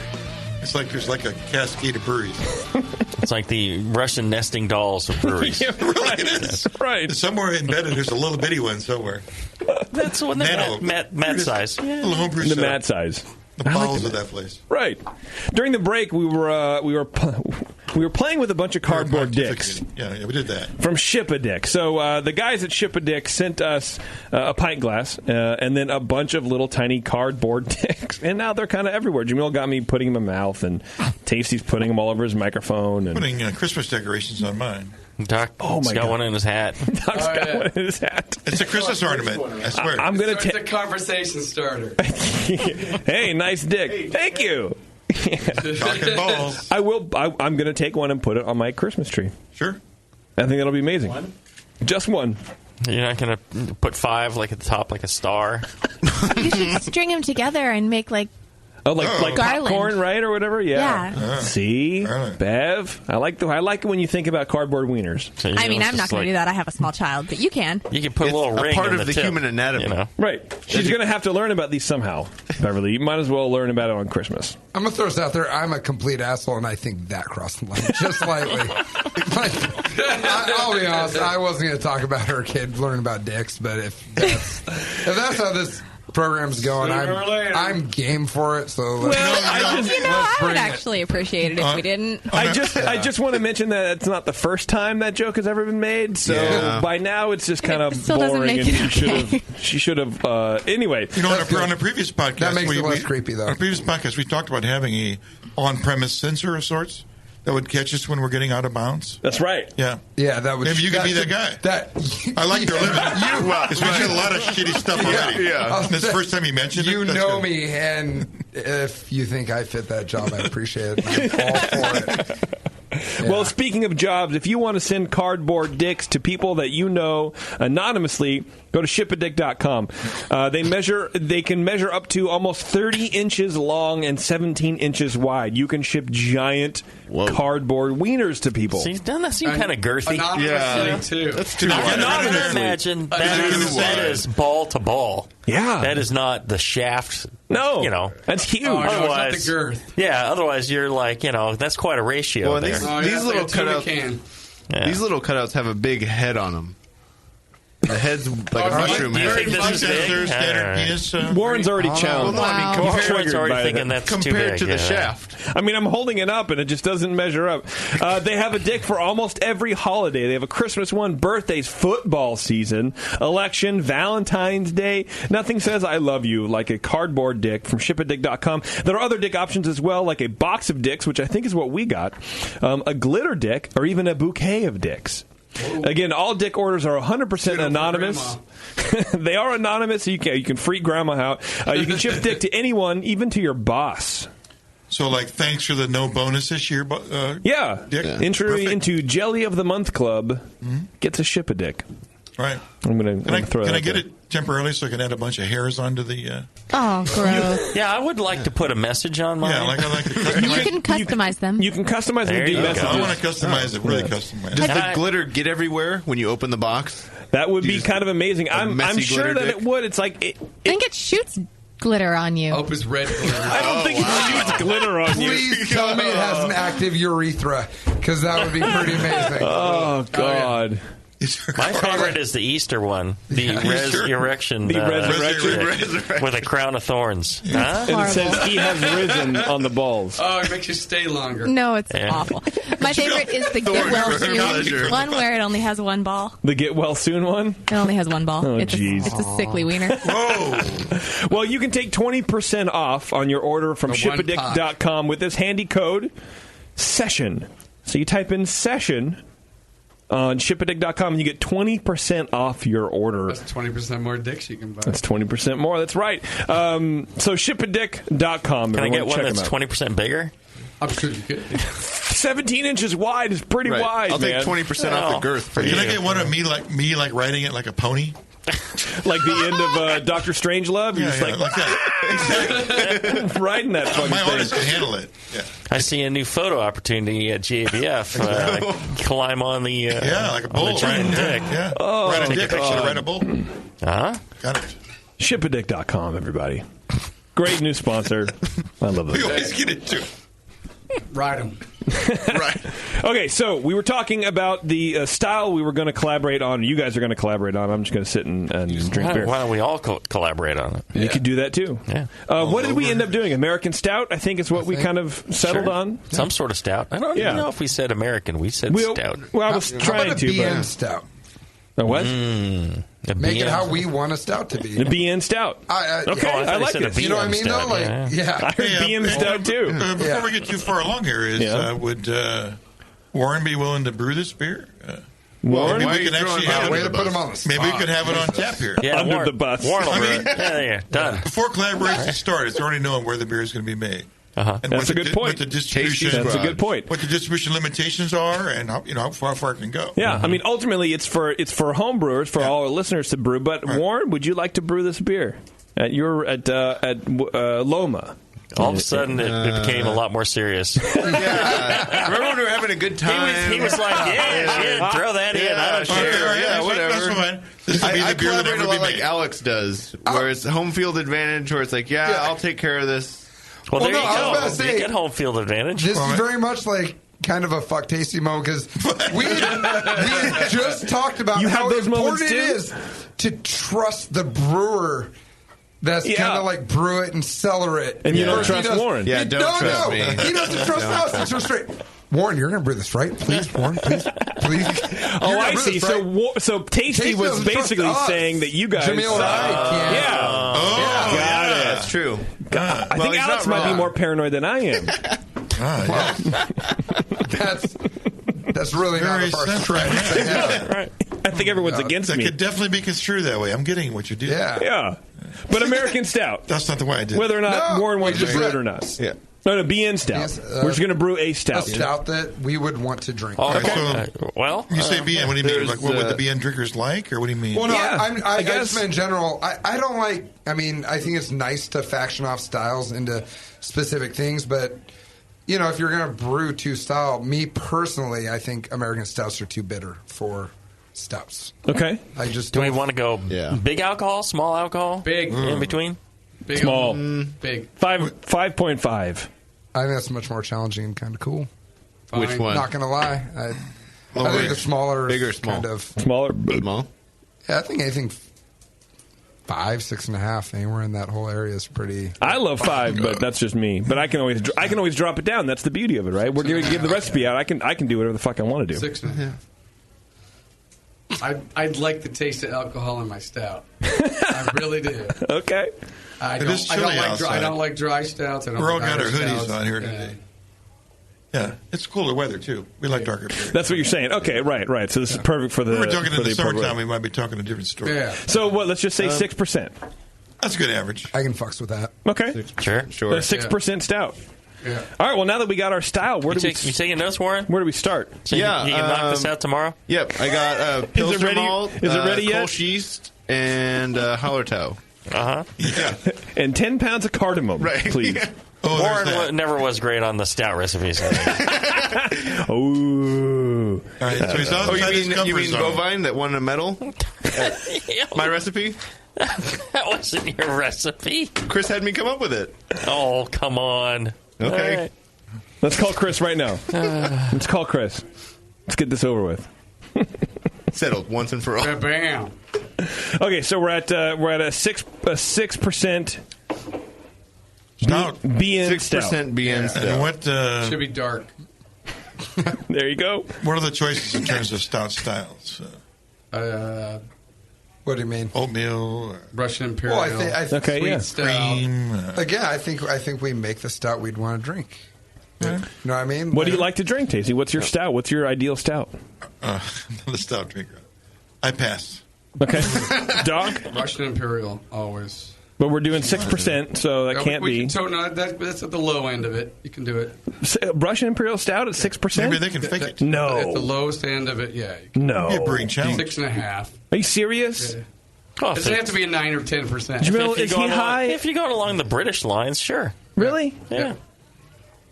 What about caramel or raisin character? Do you like raisiny? I fucking hate Caramelies? raisin in beer. Yeah, I don't like raisin I character hate either. it. I like Crystal 60 or lower. Yeah. I know if Okay. you get above 60, you start getting more of the dark fruit, more of the raisin. And it's cool in some beer. Like, I mean, some of the best stouts in the world use it. Yeah. You know, who am I to judge? I prefer, though, usually I think Crystal 60 is that kind of quintessential caramel character. Yeah. Right. And Without going to. It gets a little cloying. And yeah, that. anything's like, you know, from that Karasan 3037 to Crystal 60, that whole range I think's pretty killer. You wouldn't go lighter, like a Crystal 15 is kind of a waste of space, maybe? What are you going for It's gonna when get lost you in the use woods, that? I would think. Okay. I mean, that's Yeah. me personally. But I'm a big fan of British crystal malt, though. Okay. I mean, I'd say 80% of the crystal malt we use is usually British. If it's a domestic crystal malt, it's, you know, Breeze, and it's intentionally supposed to be just simple caramel malt. So, you know, crystal, you know, caramel 20 from Breeze or caramel 60, but Typically, some Fawcett. They name their crystal malts with the most obnoxiously hard to remember names. It's like Crystal 1, Crystal 2, Dark Crystal 1, Dark Crystal. Extra crystal, crystal-y. Yeah. All I know is I love whatever the Fawcett one that's like in the 40 to 50 Love Bond range is like one of the greatest crystal malts we've ever used, and I can't remember for the life of me what the hell they call it. We just call it Crystal 45. Yeah, there you go. Between 40 and 50. Boom, Crystal 45. Right. Why don't they call it that? Like, they don't call it that? No. Oh. It literally. I'm gonna go grab my laptop in a second because it makes me irate. How everything's like, you're trying to do your weekly orders and it's like, all right, I need one bag of Fawcett Dark Crystal. They want to, it's kind of specialize the name a little bit, and totally.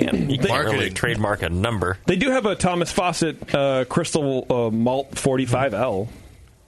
There you go. Fuck you. Well, that's why we called it Crystal 45. Hey, I'm just saying. They have it. It exists in the world. But yeah, I'd agree with you that, the British crystal malts are just tremendous. There he goes. He's going to get his laptop right now. So I've heard a lot about the British crystals, and I've always kind of like, hey, it doesn't. I mean, crystal malt is crystal malt, right? What's the difference? It's just the intensity of flavor and the richness of the character of that malt. When we were doing Can You Brew It, Chad tried brewing the Fuller's beer using domestic, crystal or something like that. I'm like, that's what I would have done. You can't do that. No. He's like, oh, it's the same color. It's fine. It'll be fine. I'm like, no, you got to use like The Simpsons. And, so you had to rebrew it with all the proper ingredients and it tasted right then. So it's not just about the color, which is what he was going for, but you have to focus on the flavor, too. Color's one of the least important things, I think. It's the same thing like on the darker malts. We're going to use some dark malts in this beer, obviously. You can get such an incredible range of, people would say, chocolate malt. Well, chocolate malt goes from like 300 love to 650 love. Right, yeah. So which chocolate malt are you talking about? And it's and we use the color indicator just as relative flavors, because the one that's 600 love is going to have a lot more ashy burnt than the one that's 300 love. The lower color ones, they can come across really like a green pepper, kind of like a not completely kilned coffee type of flavor. Yeah, that green bell pepper kind of thing. Yeah, for sure. And that what dark malts you choose are going to have a great impact. And if you want it a little more intense, coffee roasty, or do you want it, a little more mellow, chocolatey, type of cocoa type of thing. Sure. And then you could intentionally put some sweetness, some lingering crystal character in the beer if you want. To pair up with like a chocolate character. Okay. Warren, you feel the same way about ingredients? Yeah. Oh yeah, definitely the maltster matters. Okay. It's something maltster's C45 is not going to taste. You can't be sure that it's going to taste anything close to a different maltster, like Brews versus Thomas Fawcett, totally different. I mean, something we've always talked about, but I've never, I guess, really paid attention when it comes down to it. When I go, get grains at Moorbeer, for example, I don't pay attention. I just see the number or the name, and if it's kind of close, that's fine. And for me, that's fine because I know my beer's probably not going to be very good anyways. I mean, it's the same thing as saying, being like, well, I bought an IPA, so it should taste the same no matter whose I'm buying. That's a good point. That's a good point. Look at you. Making points. You had one. Since 2016. That was pretty good. Well, let's go back to base malt, because I feel like that's a pretty important characteristic, too. Are we going all English on this thing, or is there a room for an American base malt in here? I think it's whatever we can whatever we want. Okay. It's like Fantasia and the Never-Ending Story. Oh, fuck, if we were doing it at our brewery, we'd probably encourage the use of, just like a raw 2-row domestic. Should probably work. Why is that? It's what's in the silo. Okay. Yeah. All right. If you wanted to do something else, we'd do it. If he's making it, he's selling it, and he's going to lose money. We'd do it by sacks, And so then it could be anything you want. Yeah. We do the similar, which is usually we use Pilsner as our base malt for every single beer, but we always try and factor, it's going to be this percentage Pilsner and then this much. Because at the end of the day, you have to, A, make money off the beer, and B, not piss off every single one of your employees with the beer. So if you just hover over an entire pallet of Maris Otter, everyone's going to look at you like, really? Thanks, Dick. I'm saying that, we still don't even have a silo, so no matter what we do, we're milling every bag by hand. But okay, and that sucks for your shift brewers. Yeah, okay, totally does. But fuck them anyway. I'm a big fan of starting with like a RAR 2-row or a Pilsner malt, and then building up your base malt character with a percentage addition of English base malt that gives you some character, and you can really cater then your base malt towards the overall flavor profile of the beer you want versus just going with whatever your base malt happens to be. I know you've used a stout malt before. Why wouldn't you use that in this situation? I like stout malt. Yeah, but I only use it for enzymatic properties. Like it's a light low elevon. Wait. I see. You remember that beer with the Nelson? Because it's ain't tasty. Yeah. No, that was a killer malt though. I think people get tripped out by stout malt because they expect it to be all like character driven and all this. It's another light bulb. Yeah. Completely. But people. So what would it add to it? Why do they must make it? They make it for a reason. What would it add to a beer like a stout? I think other people could probably answer it better than me, but my understanding has always been that it has a higher enzymatic property, so it's good for Irish style stouts because it will help convert all that added oat and or flaked barley. Cool. So you get a better. If you have more adjuncts, you would use it. Residual or lower residual sugar or whatever, right? Better attenuation? No. What do you get? Better extract. Better extract. Oh, okay. You'll get better conversion because of the. Okay. All right. Okay. So we've used it in a few beers, and it's nice. I mean, do you notice a difference? Is it worth searching out? I couldn't tell you. We haven't used it enough to say. I mean, it would be a bold-faced lie if I said yes. So we've used it maybe 3 times. That's nowhere near enough to actually make a decision on anything. But okay. So we can go with the RAR probably as the base. It sounds. I mean, RAR 2 rows. I think 80%? are most quintessential. 80% of the total grist might be that, or how much room you need for? Because you want to do a blend, like you were saying, right? The dark stuff. Well, so you get a little dryness, but you get a little. That's just me being pushy, though. Right. Well, that's fine. I mean, Warren, what do you think? I'm a fan of RAR with Maris Otter. I have RAR 2-row in a silo, and I have Weirman Pilsner in Sachs. So those would be my 2 smart man choices either, or as well. Yeah. The Pilsner, why not like a Maris Otter? Oh no, I was for base malt. Does that matter? Keep in house. Okay. But let's say like you were going to make the stout. Would you use the Pilsner malt? No, I would just do 2-row. Okay. 100% straight up 2-row. Well, how about do we want to throw in like 20-30% like Glen Eagle or something like that? Yeah, I think at least for me, I always try and do anywhere. For stout, usually, it's 20-25%, and we usually do anything. I mean, Munich, Maris Otter, doesn't matter. It's something to give it that character. Something else. Just a little boost. A little bit of light Munich. Yeah. What about dark Munich? Like Munich love 2. dark Munich. In a stout? Well, ways to hide there.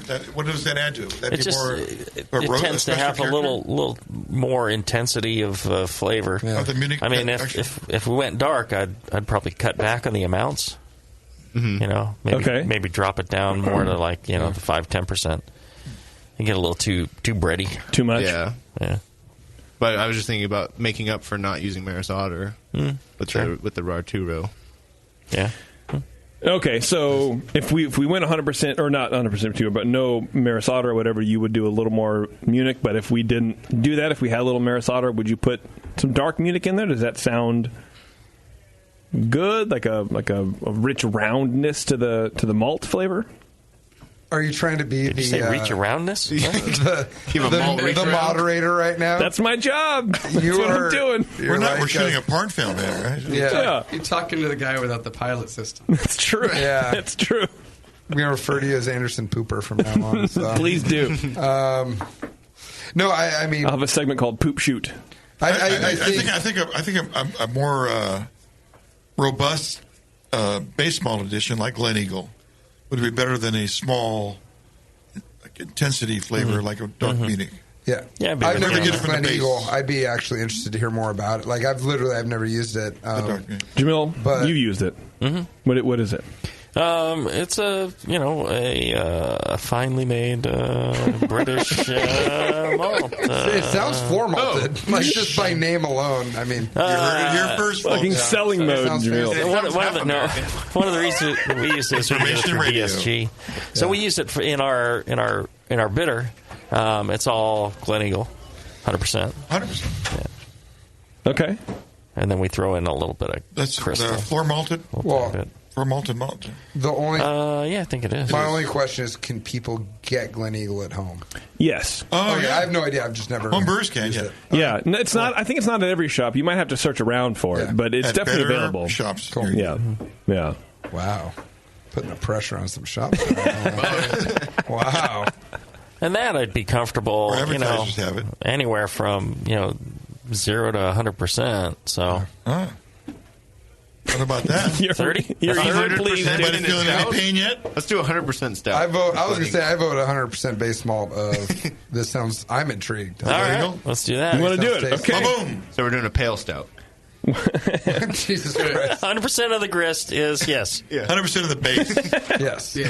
Warren is very specific. You have to be very detailed with Warren. 100% Glen Eagle. 100%. All right, here we go. That's all my grain. Well, I'm writing it down, so I'm making sure I'm writing it right. Okay, so 100% Glen Eagle is there a base malt. Floor malted. Yes. I think it is floor malted. Is there a comparison malt, if somebody can't find it, what they would use? Like a Golden Promise or something? Or you could use a Simpson's, Marisota or Crisp or anything like that. Yeah. Okay, but the Glen Eagle, I like being specific. I like being brand specific. Yes. No, but I think that's a floor malted. Yeah, I think it's important because it really. I mean, at the end of the day, when we're making the stout, it's not. I think the message is maltster matters. Yeah, because it really. I mean, it does. The variance is huge. Yeah. All right. Okay. Interesting. I would venture to say always maltster matters. Well, yeah. Okay, no matter what, stouts. No matter what you're doing. I mean, whether you're making beer or not, the maltster always matters. Right. I'd say the maltster matters probably more than mash temperature to a certain degree. I thought you were going to say hop farm. I was going to stab you. So, all right. Oh yeah, hop farm matters is absolutely critical. It wouldn't be the first time he's been stabbed too, so that's fine. Enough time in prison, you get shanked a few times. Especially when you're as disliked as I am. You learn to take a in shank. prison. Yeah, you learn to take a couple I heard of about that hazy IPA tweet, bro. You're fucking dead. You're out of here. You get shanked, man. Yeah. Hazy Nation's coming for you. Hazy Nation. All right, so now we got a base malt. We got 100% Glen Eagle for the base malt. That's bold. For the base malt. Now what about how are you going to darken this stuff? So we're talking about C45-ish. Do you want to do something else? I'm curious on... At the end of the day, we got to pick a roasted barley and a chocolate malt. I'm curious what everyone else's favorites are. I have my, kind of go-tos. But I'm curious. Again, this is, fun for me because I get to learn what other people do. And Warren, what do you do? Well, my contribution to the collaboration was going to suggest doing, a Carafa 2 Special little edition because it adds a little bit of, a wood smokiness that I think can be really nice. Definitely. I hate it, and I think that's a horrible choice. I also agree with what Alex just said. We're overriding. I just want to mention all the shitty things that I like. Yeah. I just want to bring that up, and then we can figure out what I do like after that. Now, is that Carafa 2 or Carafa 2 Special? Special. Okay, cool. Yeah. I'm real partial to, a lot of the Thomas Foster malts you were saying, how much you like them. That's my go-to. A big part of it because we went there and toured. If you're over there, you gotta go. I'm very envious. It was amazing, and they couldn't have been nicer. They were incredible. John Fawcett took us around, spent 4.5, 5 hours with us. Wow. Took us to his local and bought us lunch as well. I mean, every little place. He's like, "What do you want to see?" I'm like, "Everything." It's like, all right. He did that. I'm standing there on the floor malting while the freaking grain is sprouting and everything. Wow. Holding on to it looking at it with, and he's teaching me about checking everything. And It was amazing. He stopped by our brewery, and this is going to sound really messed up. The day he stopped by my brewery is the day I stopped ordering Beards. Oh. Because he was such a class act. He came over so obscenely English. Like he very much is. He was dressed up like fucking John Cleese from Fawlty Towers. Like it was hilarious. He was in uniform. Yeah. Oh, he was like. Oh, I mean. He could have been more British if he was Mr. Bean with a turkey on his head. And he was the nicest guy. Oh, and he's funny, too. Oh, my God, was he guy. ever. I mean, and honestly, and my whole thing was nobody else has stopped by. You get my business now. Right. And So you changed to him because he took the time. Yep. And also they have a quality product. Their product for sure. Yeah. Their product is. There were specific grains that I will only use faucet with because they're that damn good. Okay. And they got me to move over the auxiliary ones, the Maris Otters, the things like that. Where normally I'd go, maybe Bears because they're cheaper. This one because it's a little cheaper. And when you're doing, a 100-barrel batch of a beer, you have to factor in cost. I stopped factoring cost because I was like, this guy is too awesome. And so now it's all Thomas Fawcett. That's cool. Yeah, Fawcett and Simpsons is all we use from England now, for the most part. That's great. Yeah. That's a good story.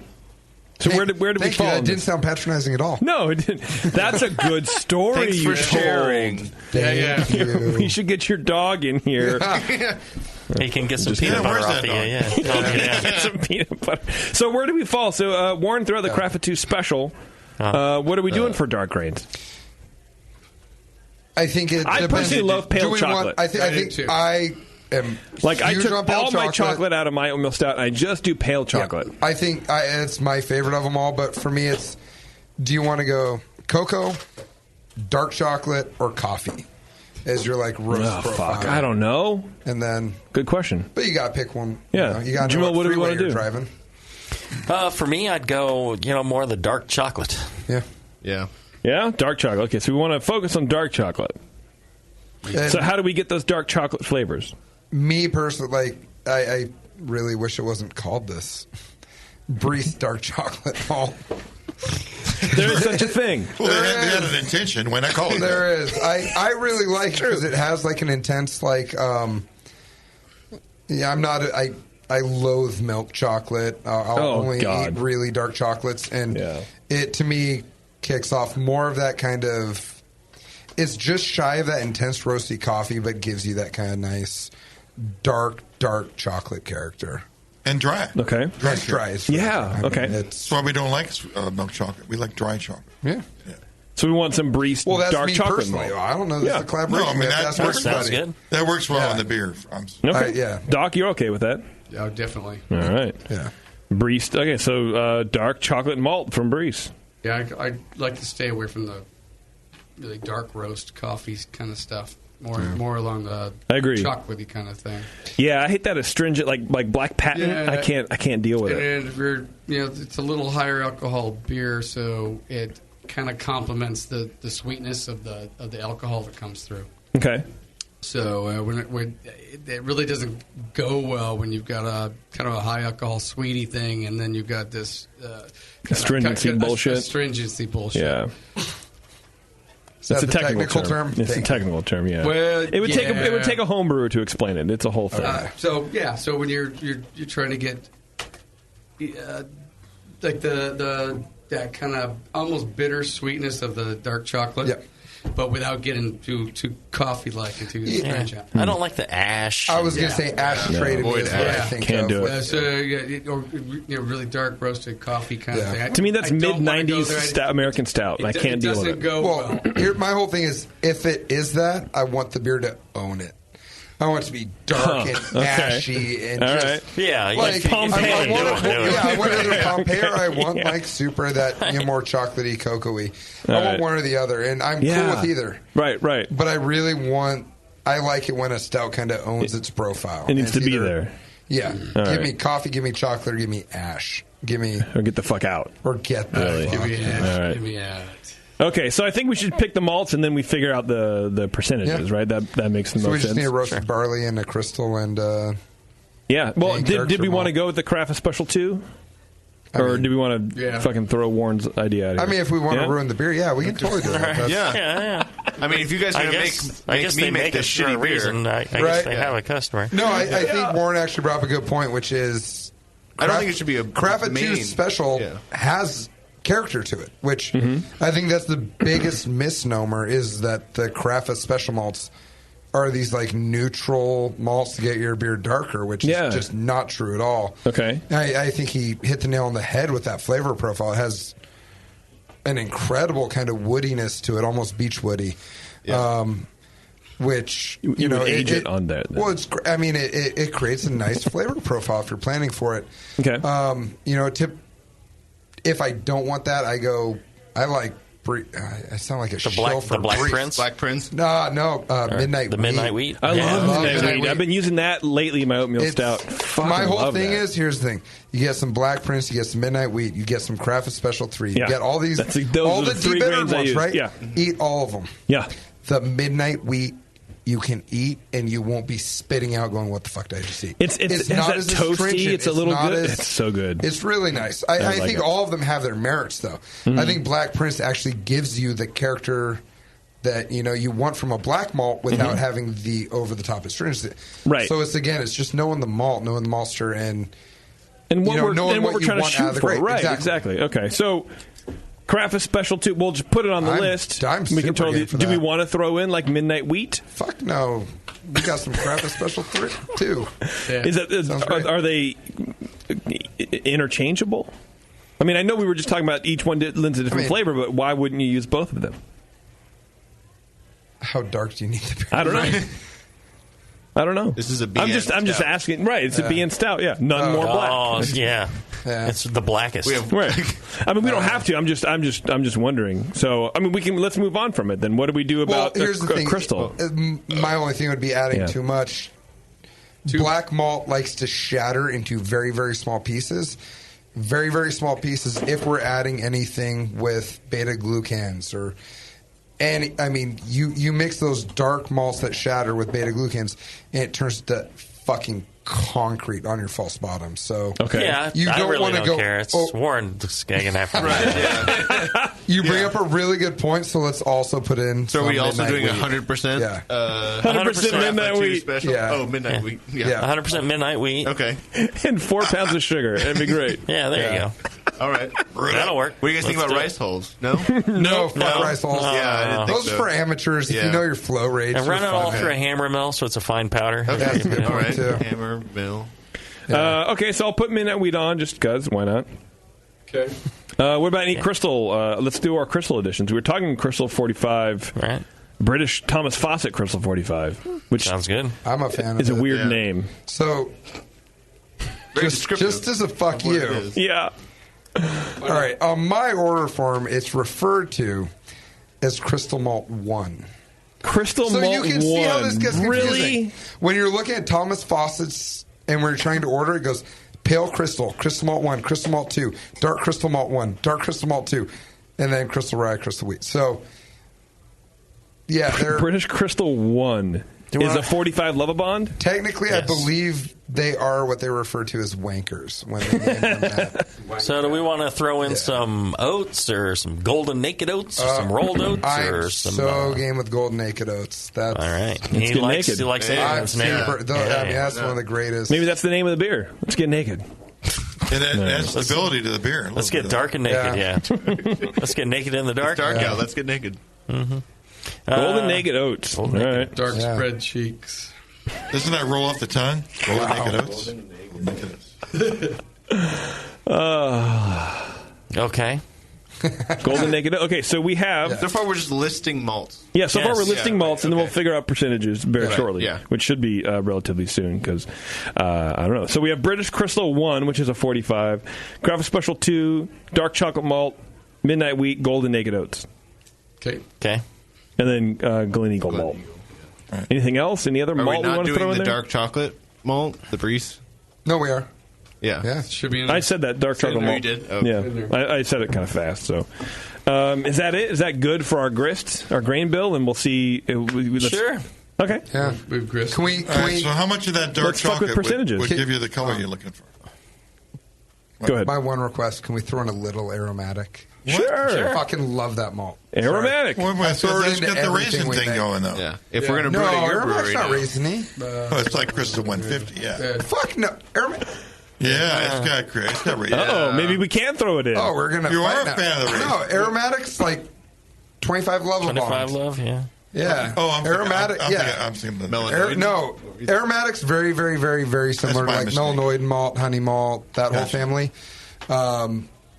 As far as maltster goes, that's what would that add? What would that add to the beer? Huh? What would it add to the beer? To me, the reason aromatics. Yeah. What are you, stupid? No, really. I don't know. Is it aromatic? I like it because it adds more of, I don't like to say an intense malt character, but it adds more malt character without the connotations of sweetness. Where when I use, I'm scared of Munich malt often in hoppy beers and other beers because I think Munich kicks off this connotation of sweetness to people. Where, when we opened up Modern Times, one of our first beers, Blazing World, it was almost all, raw 2-row, 10% Munich, and 0.5% a dark malt, just to give it a little color. And people are like, oh, it's sweet. And I'm like, what the fuck are you talking about? It finishes at 1.8 Plato. It's got all the only character in it is 8 to 10% Munich. Right. And it's just Munich and a few of the, specialty malts do tend to kick off this connotation of sweetness that is kind of hard to fight. Whereas with aromatic, I don't run into that problem. I love that stuff. Good to have some around. So, Ding 'em in. So when you go to this beer's finished and you make it, what sort of malt aroma are you looking for? Just in terms of the percentages. Are we looking for sounds like the aromatic might add quite a bit to that. The malt aroma. I mean, it all depends on the percentage you use. I always keep aromatic right around 1 to 3%. Our darker beers all lean more towards 3. A lot of our hoppy beers have about 1% aromatic malt in them because we use such a bland Pilsner base malt intentionally. But we do that so that we can kind of cater that, malt profile to every single beer individually.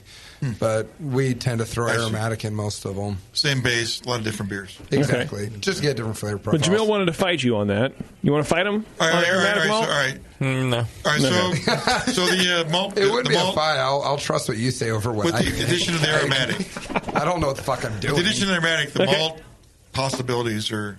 narrowed. I think we got it. Warren, you're right with where we are. I think there is an aromatic. Somebody's marketing an aromatic that is over 100 Lovabond or something. Yeah, I thought I'd seen a dark one. Yeah. But we're not talking about that. We don't want to do that one. There's a lighter color and there's a darker one. We want a lighter one. The lighter. Right? Okay, so we already know it's the base malt is 100% Glen Eagle. Right, 100% Glen Eagle. Right. Well, let's go down the list then. So what's our British Crystal 1? What percentage is that going to be? Oh, you mean C45? C45, yeah. 5%? I concur. Yeah. Okay. Carafa Special 2. That doesn't have to be because we have pale or dark chocolate. What Lovabond is dark chocolate? Dark chocolate. Oh, fudge me. 300. I can tell you right now. Actually, hold on. Good question, Warren. 420 Lovabond. Are we doing dark chocolate and midnight wheat also? Are we having I don't think we need. I don't think we need midnight wheat and craft special. It's just a malt I wrote down, so that's why I'm just checking. Yeah, I put it down too. I may have convoluted things. Jamil, you all right with scratching that? Sure. All right, great. This is when Jamil gets easy. He's like, fuck it, whatever, dude. I don't care. I want to go home. Okay, so no more midnight wheat. So a craft special 2. How much? Well, I haven't used the dark chocolate. How would you think it would clash or complement? It's a lot softer than your normal British chocolate malts. More British chocolate malts, you're going to get more of that ash and more of that kind of abrasiveness, whereas this, it really comes out like a really dark cocoa chocolatey. Plus with this, I don't know, I don't think you can... How much do you want to do on the dark chocolate? Like 10%? Yeah. Yeah, I usually go anywhere from 5 to 10% on chocolate. 8? I always go... I'm a weirdo. I go super heavy on chocolate malt and really light on roasted barley. Yeah, me too. I love the chocolate. It turned out really good that way. Yeah. I love the chocolate much more than the roast. Let's go 10%. 10% on the dark chocolate. Is that too much for you, Jamil? No. Scared? Pushing the envelope. YOLO. Okay, so back to the Craft Special 2. Is that like 3%, 2%? Yeah, 2 or 3. I think 2 to 3, anywhere in the 2 to 3% range. You're going to get what you need. Jamil, what do you want? I'd say let's go more of the 2. If we're going to go to the 3, let's back off a point on the dark chocolate. Yeah. Okay. So like 9 and 3, or 2 and 10. 2 and 10, or I'm fine with both of those. Well, let's just say 2 and 10, mainly because I don't want to scratch out 10 and rewrite. You 9. already. I mean, yeah. I already wrote 10. You already wrote 10. So 2 Carafa Special 2, 2%. 2. Golden Naked Oats. How naked do you want to get? How fucking naked, Jamil? How much is it? Would it take to have an effect? Yeah, so at least 7%. At the bottom. 7%? At least 7% to get that slickery kind of taste to them.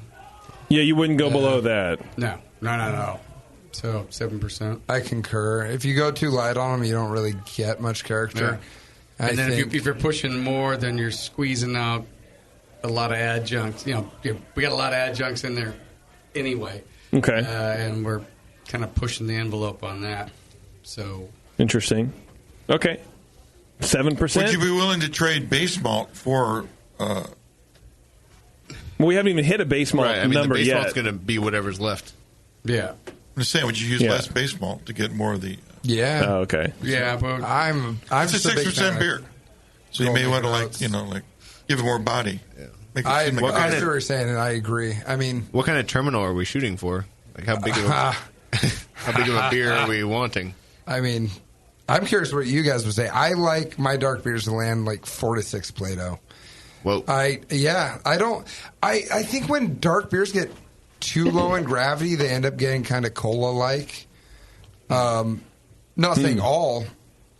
Yeah, like a Dr. Pepper kind of a thing. Yeah. Or a Mr. lot of them Pibb, do end up whatever. like that. I think like truly like, the best of the best will get pretty dry and still, be incredible. But, too often you have these dark beers that have all the, you got bitterness from hops, you've got, the acidity from carbonation, you've got, the acridness from the dark malt. All these things keep, snowballing into what turns into being cola to me. Okay. I'm also the one who just said I hate almost all beers, so I don't know why you would even listen to me. But I love so. soda. Yeah. Right. Mr. Pibb's the shit. Yeah. Well, I mean, because to me, that kind of probably helps determine how much naked oats we're using. Yeah. I'd say let's go big then. That's my personal preference. Yeah. I think we should keep it under 5 Plato for finishing. Pussy. You said 4 to 6, so I'm saying 4 to 5. Jamil, what do you think? I'd go more the 4 to 5. Yeah? Okay. Yep. Or, I don't care. Well, I think the question would be if you're going 4 to 5. There's no or. Or. Just make a selection. Whatever you Or. 4. I'm just happy you guys aren't making me do standard gravity or specific gravity. Nah, they can convert it. It's fine. Yeah, I was like, it's I fine. would not know for the life of me. We're good with this. 4 is 10, 12. So Good. Yeah. Okay, well, so now we know. Let's say the target is 5. Plato. Okay. Well, 4 is closer to 16. 16, yeah. 4. Let's say it's 4. And then we can, listeners, you can adjust it too, depending on whatever we just said about descriptions and stuff. You can shift it up if you want to. Yeah. And with the ABV of 6%, right? Yeah. Right. I thought it was... Right? Oh, my God, did nobody write that down? What did you write it down? What, 6%? Oh, they were telling me 6%, right? 6%. Yeah. 6%. First thing I wrote. Well done. Right. Okay, so then back to the Golden Naked Oats. Are we sticking with 7? Do you want to go 10? So, what do we want to do? If we're shooting, if you wanted to finish as high as you're talking about, I would make sure that you put a lot of body in the beer. Just go for it. I think 10%. All right. Shooting for 4P. Jamil? Sure. All right. I just think it's squeezing out or adding to other stuff. And It probably does vary Right. system to system what your efficiencies are in attenuation. I mean, I will use 10 generally when I do like oatmeal stout because that's the magic number in Guinness supposedly is 10%. So I'm like, okay, they know what the fuck they're doing. 10%, that's fine with me. They have the 10-20 rule, right? What is that? 10-20-70? 10-10-20s. Yeah. No, the roasted barley. Base malt to everything else. Oh, okay. Flake barley and base malt. Okay. I didn't know. And then they crush the holy living fuck out of the everything, pulverize it. Now they use Cinnamon. Yeah. Because if you don't do that, you don't get all the color out of it. So if you want color, you really want to grind the crap out Sure. of the dark stuff. Okay, and then we have aromatic malt. What's the last thing thrown on there? How much of that garbage do we put? I mean, That wonderful sucks. malt. I don't even know why you guys would put that in a beer. I'm just fucking with you guys. I mean, 1 or 2% to keep him happy. I think 2% would make me happy. Keep him happy. All right. I'm going to assume Jamil's okay with it. Because he knows it's in there. Enough aroma. Makes it his own. We didn't include the Munich, and that 2% is going to Well, I'll take just that text Warren later to just strike that. I might forget to order that. Okay, so what do we have? 24. We have 29% adjunct malts. Perfect. So then, 71 base. what is that? 71% base. Or that Glen Eagle, yeah. Okay. Round it to the nearest sack. 100% of 71% of Glen Eagle. Yes. Right. All 71% of it, 100%. What do we do about hops? I don't want to do like a whole big thing, but like, Take a break you know. and come back. Probably Sriracha. We only have one more break left. left. So we got to just do it now. Yeah. Fine. Throw some hops in there. About 300 IBU of Sriracha Ace. Yeah. And then wait for 3 it rounds to of dry ferment. Go hopping. jump off a bridge. Fuggles. What's our IBU range for this? No fuggles. I 6%? I always err on the side of less is more with IBU on dark beer. That's me personally, though. Yeah, with a lot of residual and I mean maybe like mid-30s. Yeah, if it's going to be up at 5, I'd go as high as 50 for a 6%er. Yeah. Do you agree, Alex? This is your collaboration, 50 baby. would be bitter.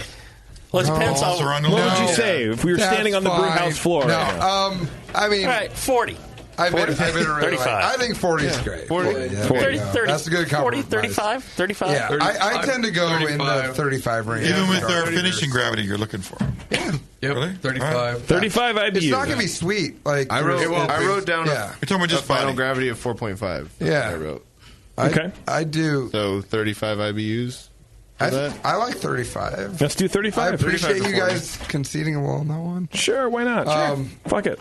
Yeah, Cares. they don't care. I'm not brewing this Probably shit. We're not the ones who are going to sell it anyways. The reality is we will never try this. It's a dumper anyway. Yeah. What about additions? When do we do these? When do we put the what hops are we going to put in? How late? How early? One early edition. Just bang. Yep. Yeah. That's it. 1 60-minute edition. 45 IBUs, whatever you said. Yeah, something clean. 35. A Horizon, Magnum, something along those lines. Yeah. Or whatever. Magnum's nice and neutral.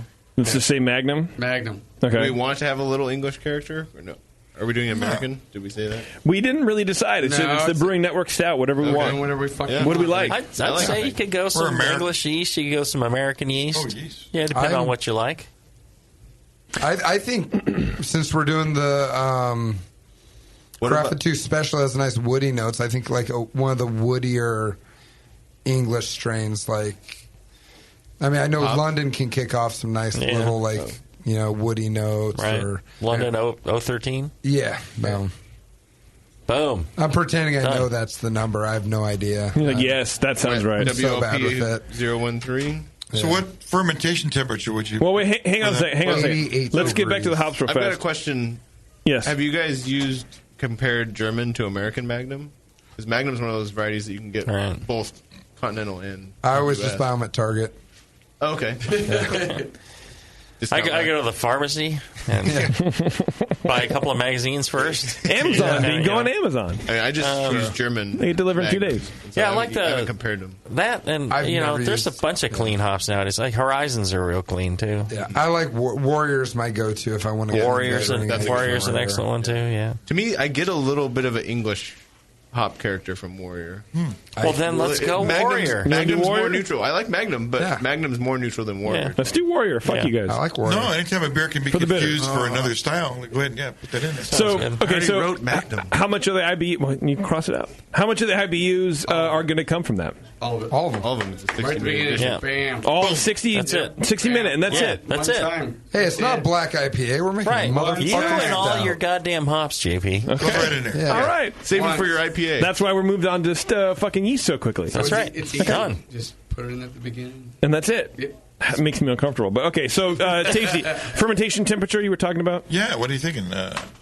013? Yeah, so we picked 013. Oh, yeah. 68? Yeah. I mean, Yeah, we can handle that. Yeah. I wouldn't go higher than that. Let you put pressure on the cake. Oh, put the pressure on the cake. yeah.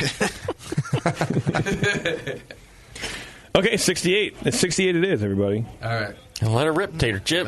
There we go. It's beer. Tater. Okay, well, I think we made a beer. I think it was pretty cool. We're gonna we'll give out the final recipe. I'll clean up the my notes and shit like that after the break. We'll drop it. Born. We're gonna play a game. So when we come back, call us 888-401-2337. It'll be real fast. It'll be fast. I don't know if it'll be fun. It's much like sex with Warren. It's the session. We'll be right back, everybody.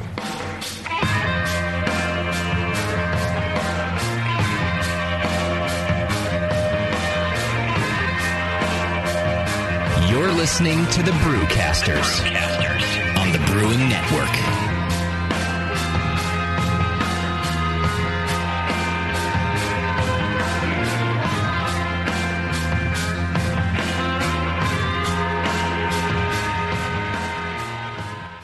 With over 20 years of experience making world-class craft beer and more than 100 gold medals in international competitions, Moylan's Brewing Company is not just a pretty face in craft beer. Just ask Brendan Moylan. What do we got here? The beer of the hour. Moylan's, gotta love that big M. It's like a sign of awesomeness. Woo-hoo! It's got an extra kick to it. Let's pour this bad boy. Oh, yeah. Oh, Moylan's. The end of the night when the kids are finally in bed, the wife's in bed, nobody's bothering your ass anymore. That's Moylan's time. Moylan's is for you. Yeah. It's to help you out. Yeah. It helps me out. What? Well, because it's freaking awesome. Northern California brewed. It's brewed with love. With love? Oh, yeah. Tremendous. And it's always best where? Moylan's. You gotta try it. On tap at Moylan's in Novato. They're friggin' awesome. Not only because I own the brewery, because I love the beer. Cheers! Boom. Kilt Lifter Scotch Ale takes big beers to a whole new level with rich malt balanced perfectly with delicate hops, and now comes in 4-pack tall boy cans so you can take the party on the go. Or come to the brewery, take a tour, and try any of Moylan's fresh creations right from the source. Check them out at moylans.com.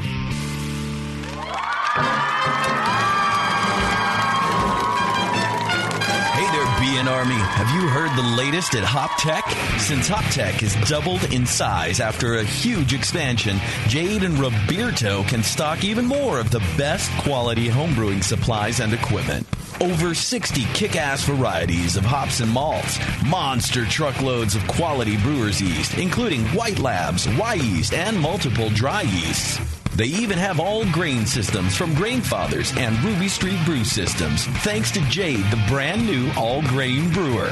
And don't forget about their 10% discount to all BN Army members. Jade and Roberto are waiting for you and all of your brewing questions over at hoptech.com. HopTech, totally not sucking since 1983.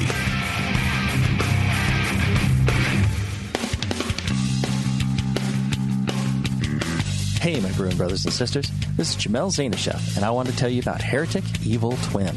You might be familiar with my homebrew recipe, which uses massive late hopping to create a balance between the malty sweet and the hoppy bitter, along with an outrageous malt and hop character.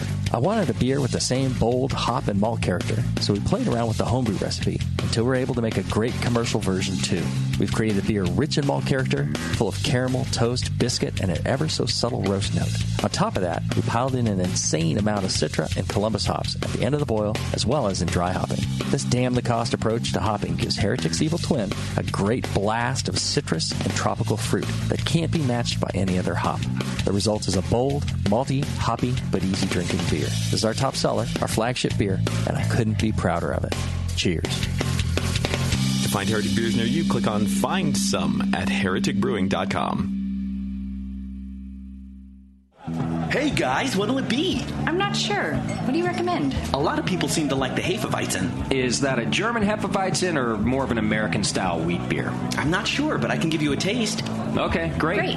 The Cicerone Certification Program certifies and educates beer professionals in order to elevate the beer experience for consumers. Unfortunately, not every bar is staffed with certified beer servers who can guide their customers through a beer list. Here you go, guys. Let me know what you think of the Hefeweizen. Oh, yeah. That's definitely more of an American wheat. But I can hardly tell because this beer just smells like sour butter. I wonder how long it's been since they cleaned the draft line. Yeah, and look at the bubbles on the side of the glass. It's filthy. Somebody should tell these guys about the Cicerone program. For sure. How about we head somewhere else for another beer? Your server should give beer the same respect you do. Request quality. The Cicerone Certification Program offers 4 levels of beer certification, in-person classes, and course books for beer professionals. Check them out at cicerone.org. The Cicerone Certification Program. We know beer. You're listening to the Brewing Network. Because like beer, radio shouldn't suck.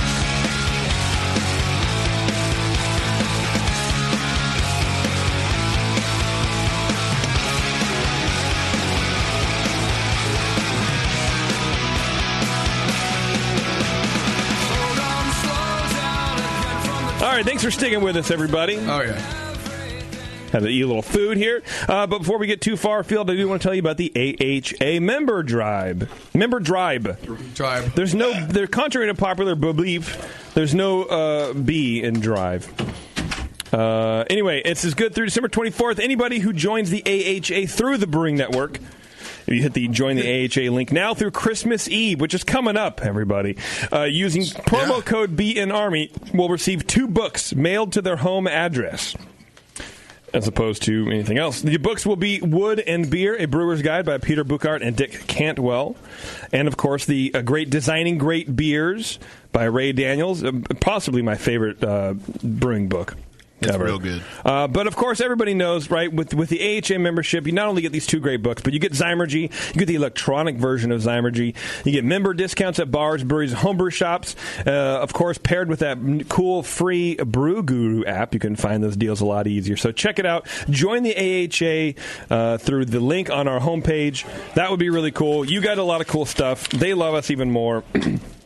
And that's great. Alex has his dog in here now. What? My dog is awesome. What? Hugo has entered the building. Hugo's This dog here. is huge.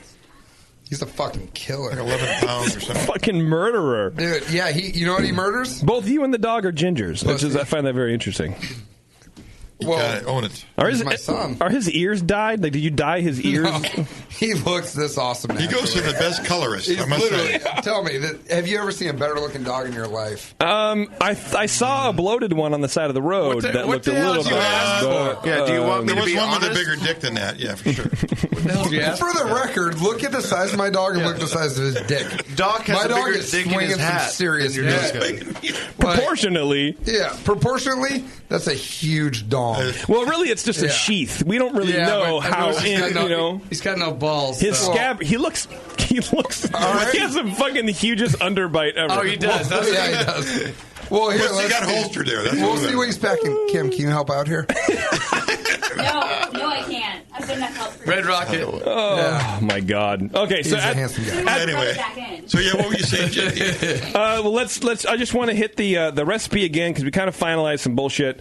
We had 71% base malt, 29% adjunct malt. So we had 71% Glen Eagle. Did we already go over this? Am I just being repetitive? I might be. Not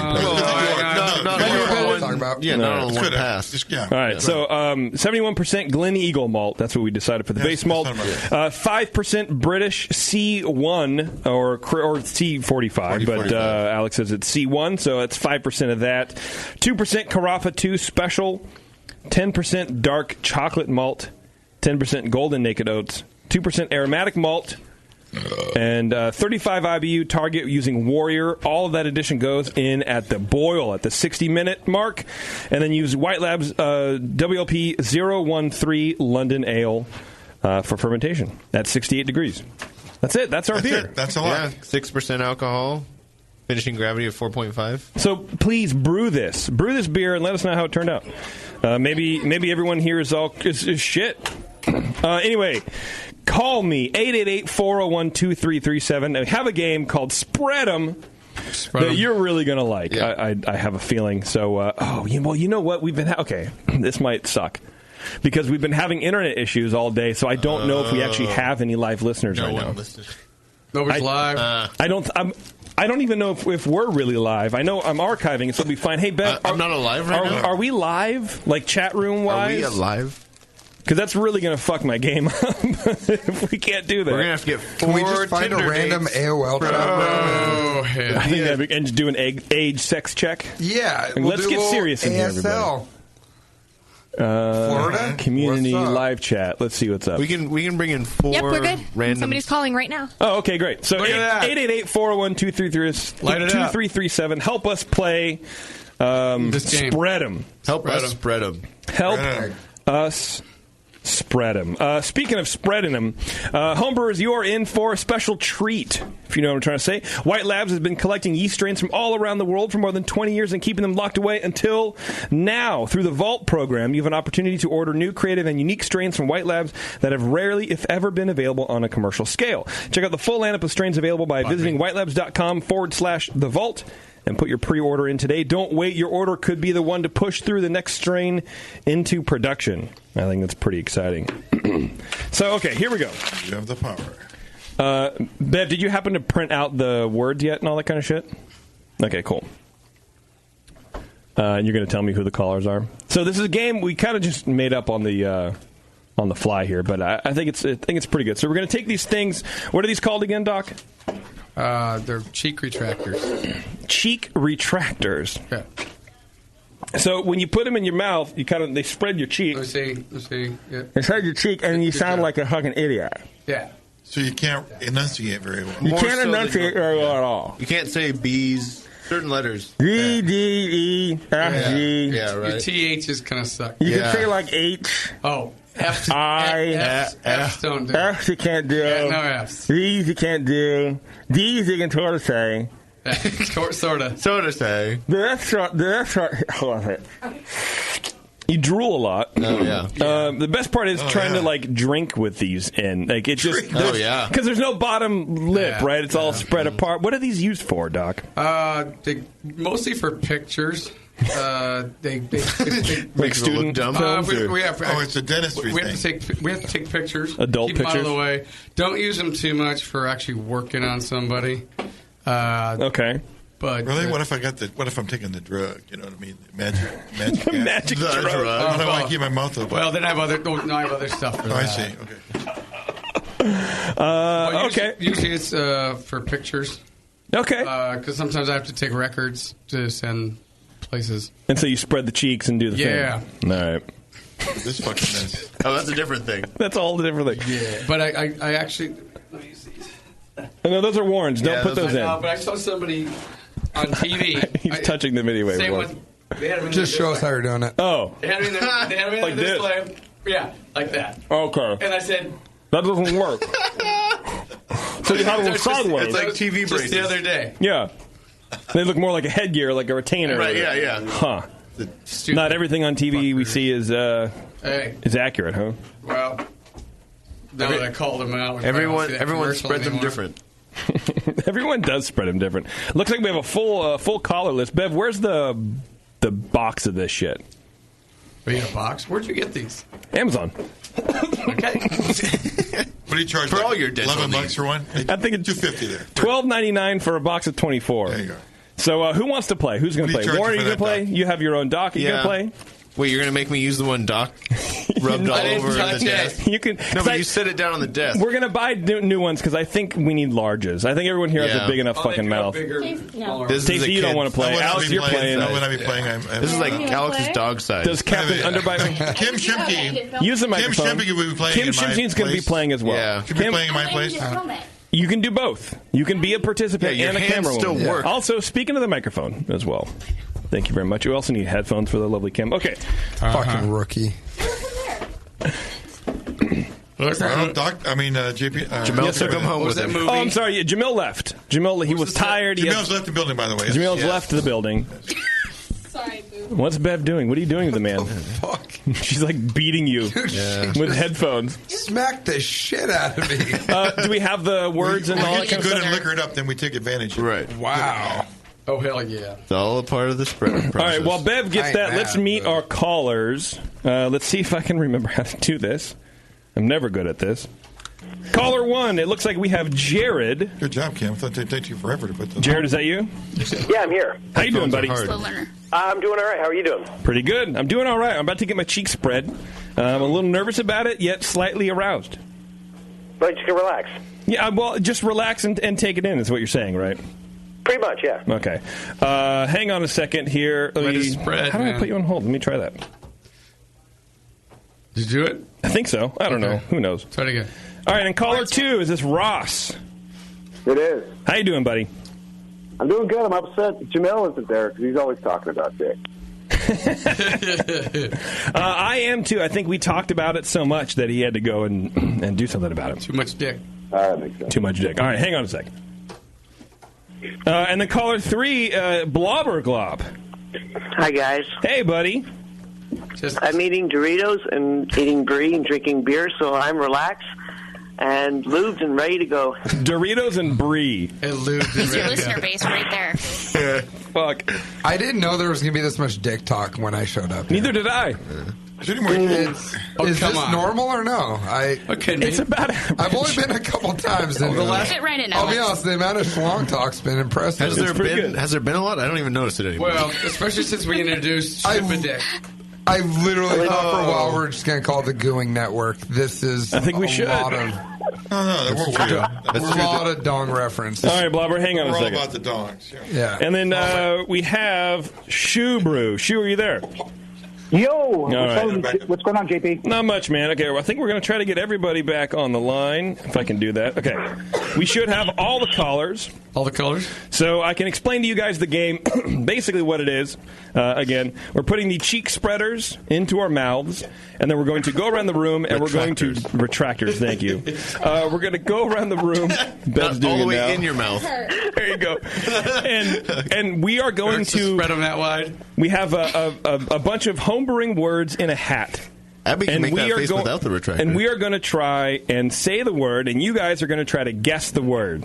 So I think it's just going to be you say your name. Whoever guesses first is going to be like kind of like the Jeopardy thing that we do. Does that make sense? I wanted to say clang. You can say clang. Who is that? Blobber? Ross? Who was that? That wasn't me. Yeah, it was me. I'll go ding dong. Okay. So here we go. So just to hold on. Wait a minute. Somebody's. We all know Kim's a lousy date. All right. Yeah. So here's Kim can't even get a medium in her mouth. Yeah. All right. What'd you say? So just to practice, here's a practice round. Okay, here's a practice round. I like how Warren's criticizing her for not fitting a medium in her mouth, yet he has no problem with the large. He doesn't, and that's why he's still here. So they allow him on the air. Right. Okay, Bev, you have the cheek spreaders in your mouth. Oh, yeah. So go ahead and say this word, and let's see if anybody can figure out what the fuck you're saying. I really got it near that. Okay, hold on. For some reason, Bev decided to speak other words other than the game. Just calibrate. There's a window there. There is a window there. Are you ready? No. All right, everyone quiet so the callers can hear this. Beverly, go ahead and say this word, please. Okay. Hot.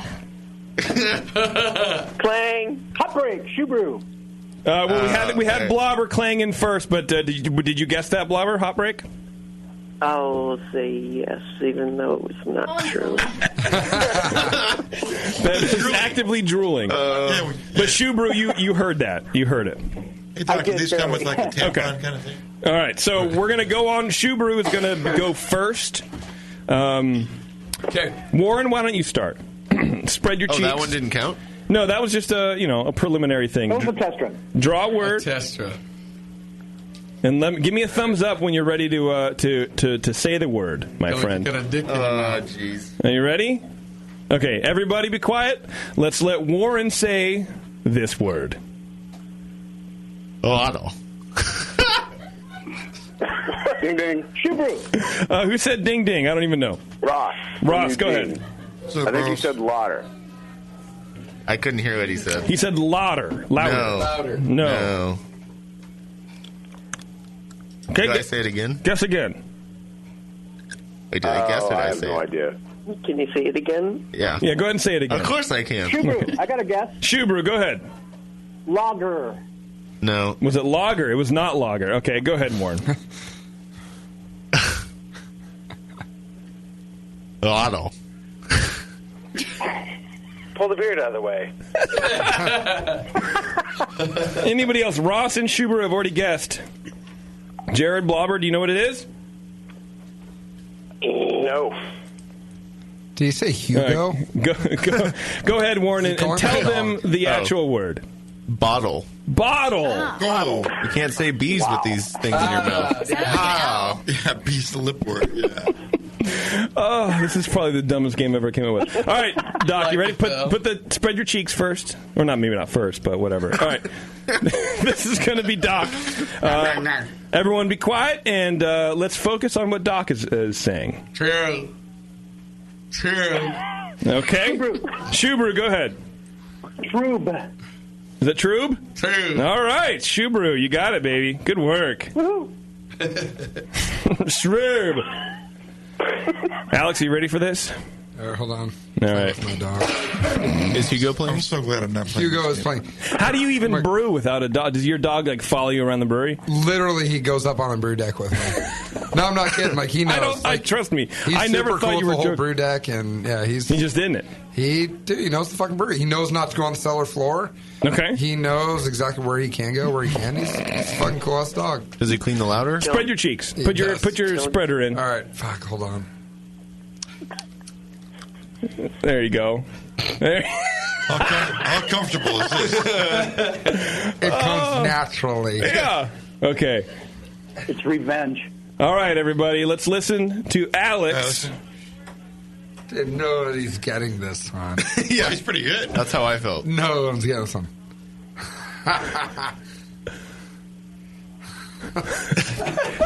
He can't. Yeah. Spit it out, man. Any guesses? One more time. You can't say this fucking word with these things in your mouth.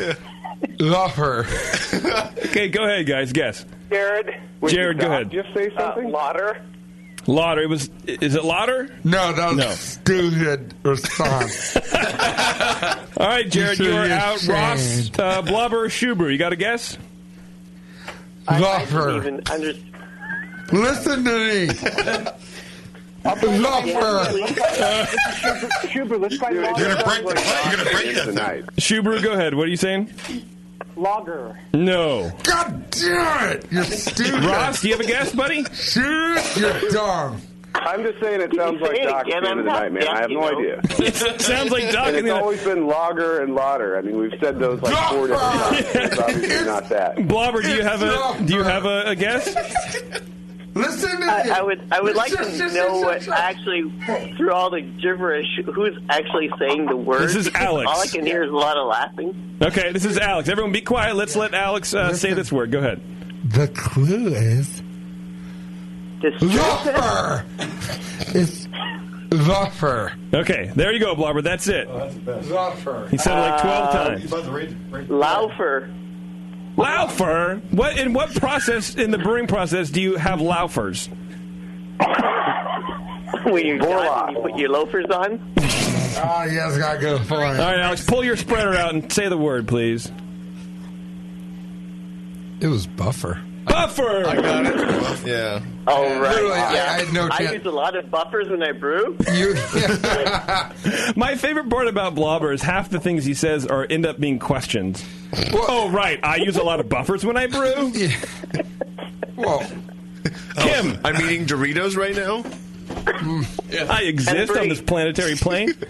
Do all these terms start with B? If so, this game's screwed. No, not all of them. No, not all of them. It's got any sort of lips going together. Dude, what if I don't even know what the actual word is itself? You can pronounce it like normally. Can I? That's a good question. Oh, okay, this one is. Okay. All right, everybody. Everyone be quiet. Let's let the great Kim Shimke thrill us. Hitching. Sorry, one more time. H.R. Geiger. Hitching. That sounds racist. Blobber, did you clang it up? Yeah, I did. I think she said Hefe. No. Hefe? No. Ross, what is it, buddy? Pitching. Pitching. There we go. Good job. Wow. Nice job. All right. Now it's my turn. Okay. So let's see what I can call it now. He's pulling a slip out of the hat. So let's try to read again. He's reading it. Oh, Jesus Christ. Sticking with his pants. Okay, here we go. Dang, Jesus Christ. Okay, here we go. Listen up. Oh, wow. I got it. Again? Shubru. Shubru. Shubru says. Vorloff. No. Negative. That was a good. Anybody else? That was a good guess. Anyone else? The word was. Oh, wow. Jared, go ahead. Wait, Vorloff? No. Fuck. That was my guess. Obviously. It's going to be my guess, too. One more time. Oh, wow. Clang. Go ahead, Laura. Boil off. Ding dong. Ross, go ahead. Flame out. Wasn't boil off? No, it wasn't. No, the answer is ball valve. Everything has to begin with a B. Yeah. All out. You Go ahead, look like Warren. a Wallace and Gromit So if character with Andy your... starts with B, can we instantly just throw them away? Yeah. No, I'm sorry, Warren. no way to It's make a Bev's sound. turn first. Yeah, Remember, she's kids, been between ready for this. Vorloff I have a word that might be and positive. boil-off She's been limbering is up. ball Or as we valve. pronounce in this game, Early. Go ahead, Early. All right, everyone, here's Beverly. why does Bev look like Two-Face from Batman, but none of us do? The whole bar is watching right now. The whole bar is watching you. Awesome. Shubru. I hate you. I was putting the guess Schubert, go last ahead. Schubert, go ahead. time. Same guess as last time. I say Vorloff. What are you saying? I can't understand you. Are you playing the game with us or what? Yeah, exactly. I've got one in my mouth, too. No, Vorloff. Vorloff. It's not Vorloff. Is that a word? Yeah, It is a word. Yeah, it is a word. Go ahead, Beverly. Say it again. Oh, that's easy. Clang. Ding dong. Blobber, go ahead. You clanged in first. I think she's speaking ancient Klingon for "You're an idiot. Shut up." Close. Is that your guess? Yes, it is Klingon. I'm sure of it. Okay, well, that is incorrect. Who'd bring in after that? Blow off. Who is this? Ross. Ross is... it's blow off, right? It's blow off. Or glow off, whatever you want to do. All right, Warren, go ahead. All right. Don't worry, we're just going to go around one more time. It's not going to be too long. My yard. I made this game, and I still don't know what you just said. My yard. No, okay. Anyone can guess whatever Warren just said. My yard. Jared, go ahead. My reaction. I don't know. That's right. Yeah, my yard. Cool. Good job, Jared. Shubru. No, Jared already got it. It sucks, Shubru. Whoa, trash talking. Trash talking. Yeah. So right now, Schubert has 1, Blobber has 0, Ross has 2, and Jared has 1. Story of my life. There you go, Doc. Here, I got one. All right, here we go. Here's Dr. Scott saying a word. A word. He, am. One more time. He, am. That sounds like a city in Vietnam. Okay, anybody know what Doc's saying? Which is the game we usually play every Monday night anyway. Sorry, go ahead. Who is that? No, can you use it in a sentence? Yeah. Use Oh. Yes, my mute friend lives at 345 Doc, give it to him one more time. Blast him again. Anybody? He looks so stupid. But his teeth are fucking white, man. I'll tell you that. No guesses. No guesses. Bleach will do that.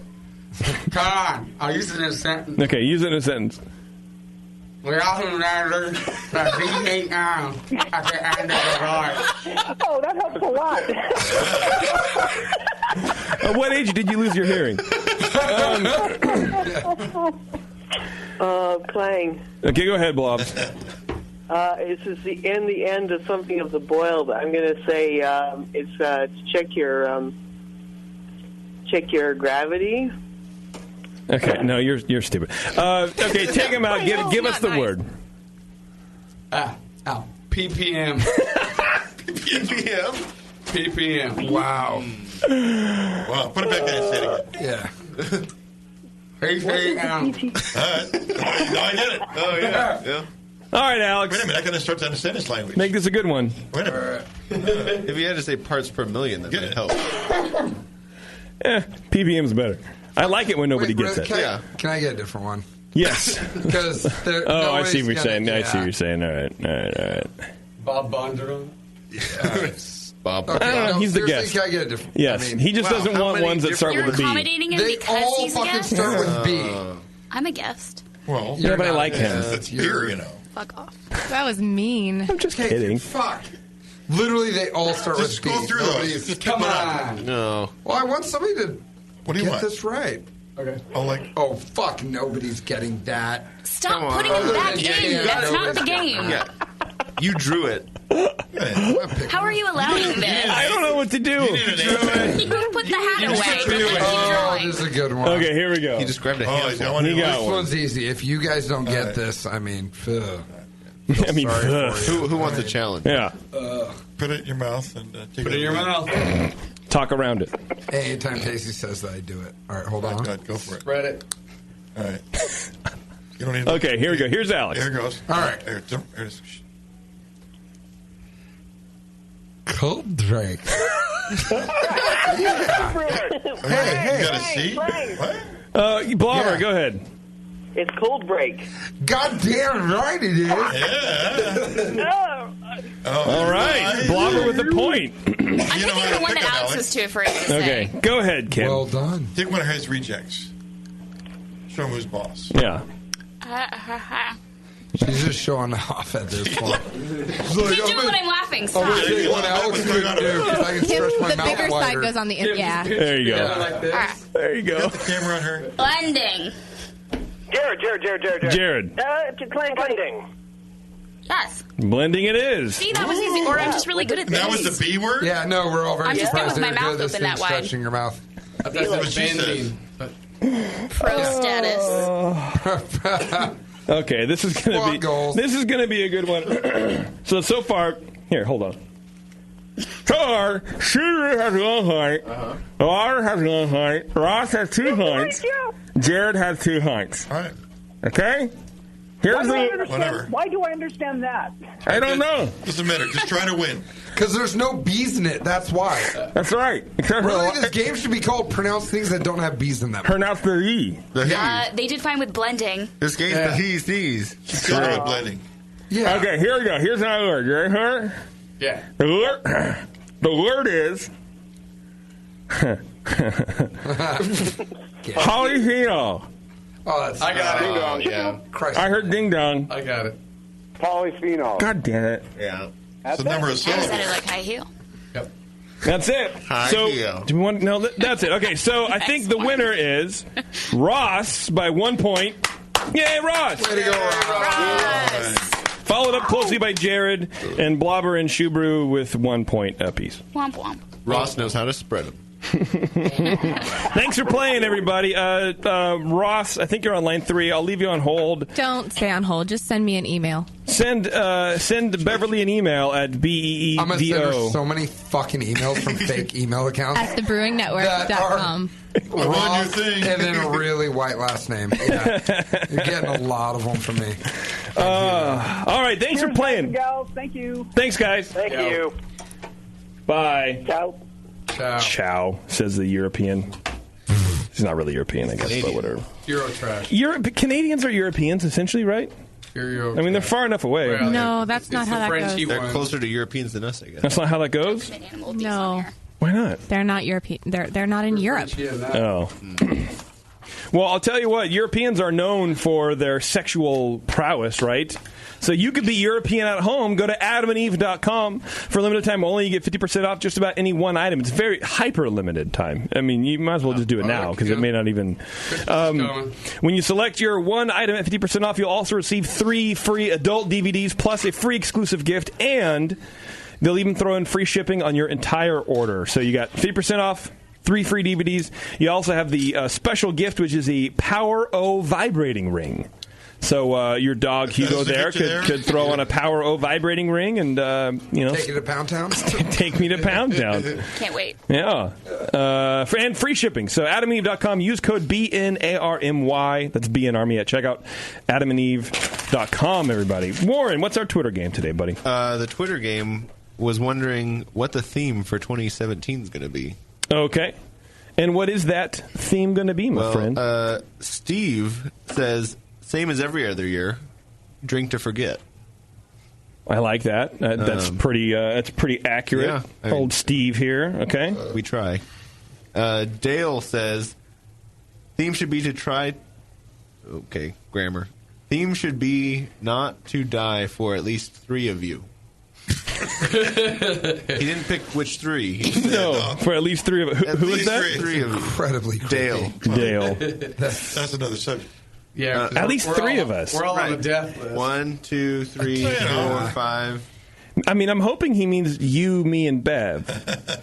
I'd be okay with that. I'd be okay with that too. At least 3. At least 3, right. Minimum. I'm hoping I'm one of them. Anybody else? I volunteer as tribute. Just one more year. Come on, give me a break. Just give me one more year. Give me one more, baby. I just want pot to be legal, for fuck's sake. Oh, it gets worse. In my lifetime. Uh-oh. I never would have thought. All right, go ahead, Warren. Keep it up. Chris says, Doc on a stripper pole. Ooh. Bringing it back. Is that a theme? That's a throwback. It's an event. Is that a theme? It supposedly happened. Well, maybe 2017 could be in a theory. year of it. Rar. Okay. Oh, a whole year of it. You ready for that? Is your ankle ready for that, Doc? Oh, God. Well, what is it? Yeah, we don't play the Twitter game. Probably the 9th anniversary. 8th anniversary. Loose rules. Gotcha. Oh, ankle gate. It's true. Okay, go ahead, Warren. Ian says, hazy IPAs, honoring the memory of Mike McDowell. Hashtag RIP Tasty. And as always, third-rate mediocrity. I like the... he had me at the tribute hazy IPAs, but then he lost me with the mockery. Yeah, so too long. Hazy IPA tribute. I like that. Yeah. Okay, go ahead. Nathan says, 100% effort at half effort. Okay. That's too accurate, though. Yeah. I mean, that's going to happen. That's every year. It's like your mantra. Right. We're mailing it in right now. Yeah. Right. Steven says, if Northern Brewer can get bought out by AB, why not the BN? You know, I like that one. I tweeted that fucking venture capital or whatever that like the AB owns that bought out Northern Brewer. Yeah. I was like, hey, you guys, everyone needs a fucking podcasting arm, right? No. Don't they want something desirable? We're bigger. You know what, Kim? Speaking of I didn't know you were desirable, so self-loathing, Kim. What's up? We already discussed Her mic's not on, so I can't. She can't hear. I'm just joking. Go ahead. Go ahead, Warren. She's publicizing herself. It's like a rare opportunity. Dave says 2017, the search for Doc. That's cute. I like Search for Doc. Search for a Doc. Okay, so I liked Steve's Drink to Forget, which is pretty much what we do. I like Dale saying don't die for at least 3 of you. I like Ian's Hazy IPA tribute and Dale's whatever the fuck he just said. I can see the first on a bumper sticker. What about Doc's thing? We all laughed at the search for Doc. Yeah, that was it, wasn't it? Oh, that was the last one. Dale, the search for Doc. Dave. Dave. Whatever. Dale my was- L's look like V's. and my Dale V's was are go. the. I hope at least 3 of you don't die. Well, I'm fine with Dave. Search for Doc. I like that at least 3 of us don't die. Do you want to be found, Doc, or not yet? Is 2017 the year? 2017, man. Is that too morbid? Do you want to be found? Yeah. You do? Oh, wow, Tasty. Somebody's got to Tasty go. went to. You guys, do you that's want to too be found existential dead? for you. That means somebody's got to go. You can be No. found in other ways Too besides existential dead. for Brewing Network. Come on. Do you want to be found? There's only 3 on the list. Yeah, it could be a combination of Dale and Dave. Do you want to be found dead? Right. that's when great. when you get to Tasty's age, when you get found, It's not good. it's not, you don't want to be found. Jesus Christ. It's not a good option. It got so dark, I'm not ready for this. Well, okay, what are we doing? Bev, pick one. Oh, you're assuming I was paying attention. Yeah. No, I was hoping you were. Yeah, well, how's the shopping going in there, by the way? Let's say Dale. Not dying for at least 3 of you. Yes. All right, Dale, there we go. Dale, you're the winner, buddy. We like winners. You know who's winners? Everyone at Williams Brewing Supply. Since 1979, they've been offering the finest equipment and freshest ingredients and best customer service in the business. They have the full line of Intertap forward-sealing beer faucets. They have interchangeable spouts, which is a cool thing, as well as new grain mill motorizing kit that features a gear motor that spins your mill at the correct RPM without the need for hazardous belts. Also new, the Mark II work pump, a magnetic drive high-temp pump that starts at only $70, $69.99, but does the job of pumps costing twice as much. They also have the Brewer's Edge mini regulators, Keg King kegs, and disconnects. They also feature steel bottle cappers from Italy, their own line of hydrometers, California wine kits, and much more. Go to williamsbrewing.com to check out everything that they have to offer you. I think that's not it, unfortunately. We forgot to talk about our friends in the Bay Area, Drake's. Oh, yeah. If you guys are in the Bay Area, you're beer hopping. You know, San Leandro is now this poppin' spot for beer. Yeah. So be sure to go visit those lovely people over at Drake's. They have the Drake's dealership, which you go to all the time, Tasty. It's a great stop. Uptown Oakland. Yeah. Uptown Oakland, yeah. Alex, we were talking about beers that we buy all the time. 1,500. That's in your case all the time. They run their own beers there. Plus Not they only want that, they bottle date that beer. Oh, they do? Oh, my God. That's why it's the only bottled craft beer I buy at my local grocery store. They pride themselves on They that. actually bottle date 1,500, and it is a fucking legendary pale ale. Wow. Yep. I love it. Fun fact. I can't agree more. Put that in your pipe and smoke it. I will. I think I might do that. Is that legal? It is now. January 1st. I'll be putting everything in there and smoking it. Next break, I'll take care of it. Okay, let's get out of here. Before we scram, though, Beersmith, go to beersmith.com. Sorry about all these live reads, everybody. This is important stuff.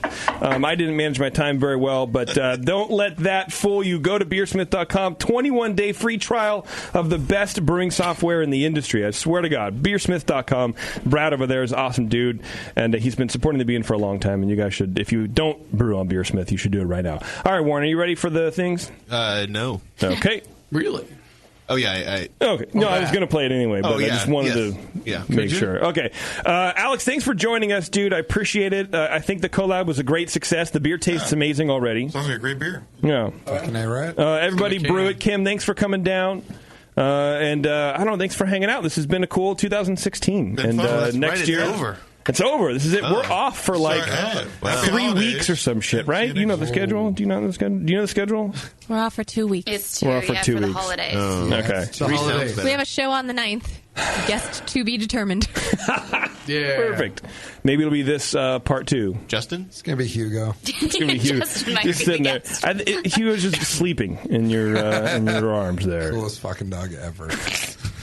Tell me he's not. I have a cat he should meet. All right. We're going to get out of here, everybody. Enjoy your holidays. Enjoy the rest of the year, and we'll see you in 2016. Warren, hit us up, dude. Check this out. Thank you to our show sponsor, More Beer. You can get absolutely everything you need to make great beer at home by going to morebeer.com. Thanks to Jamil from Heretic and Alex from Fieldwork for coming down and giving us a behind-the-scenes look at professional collaboration.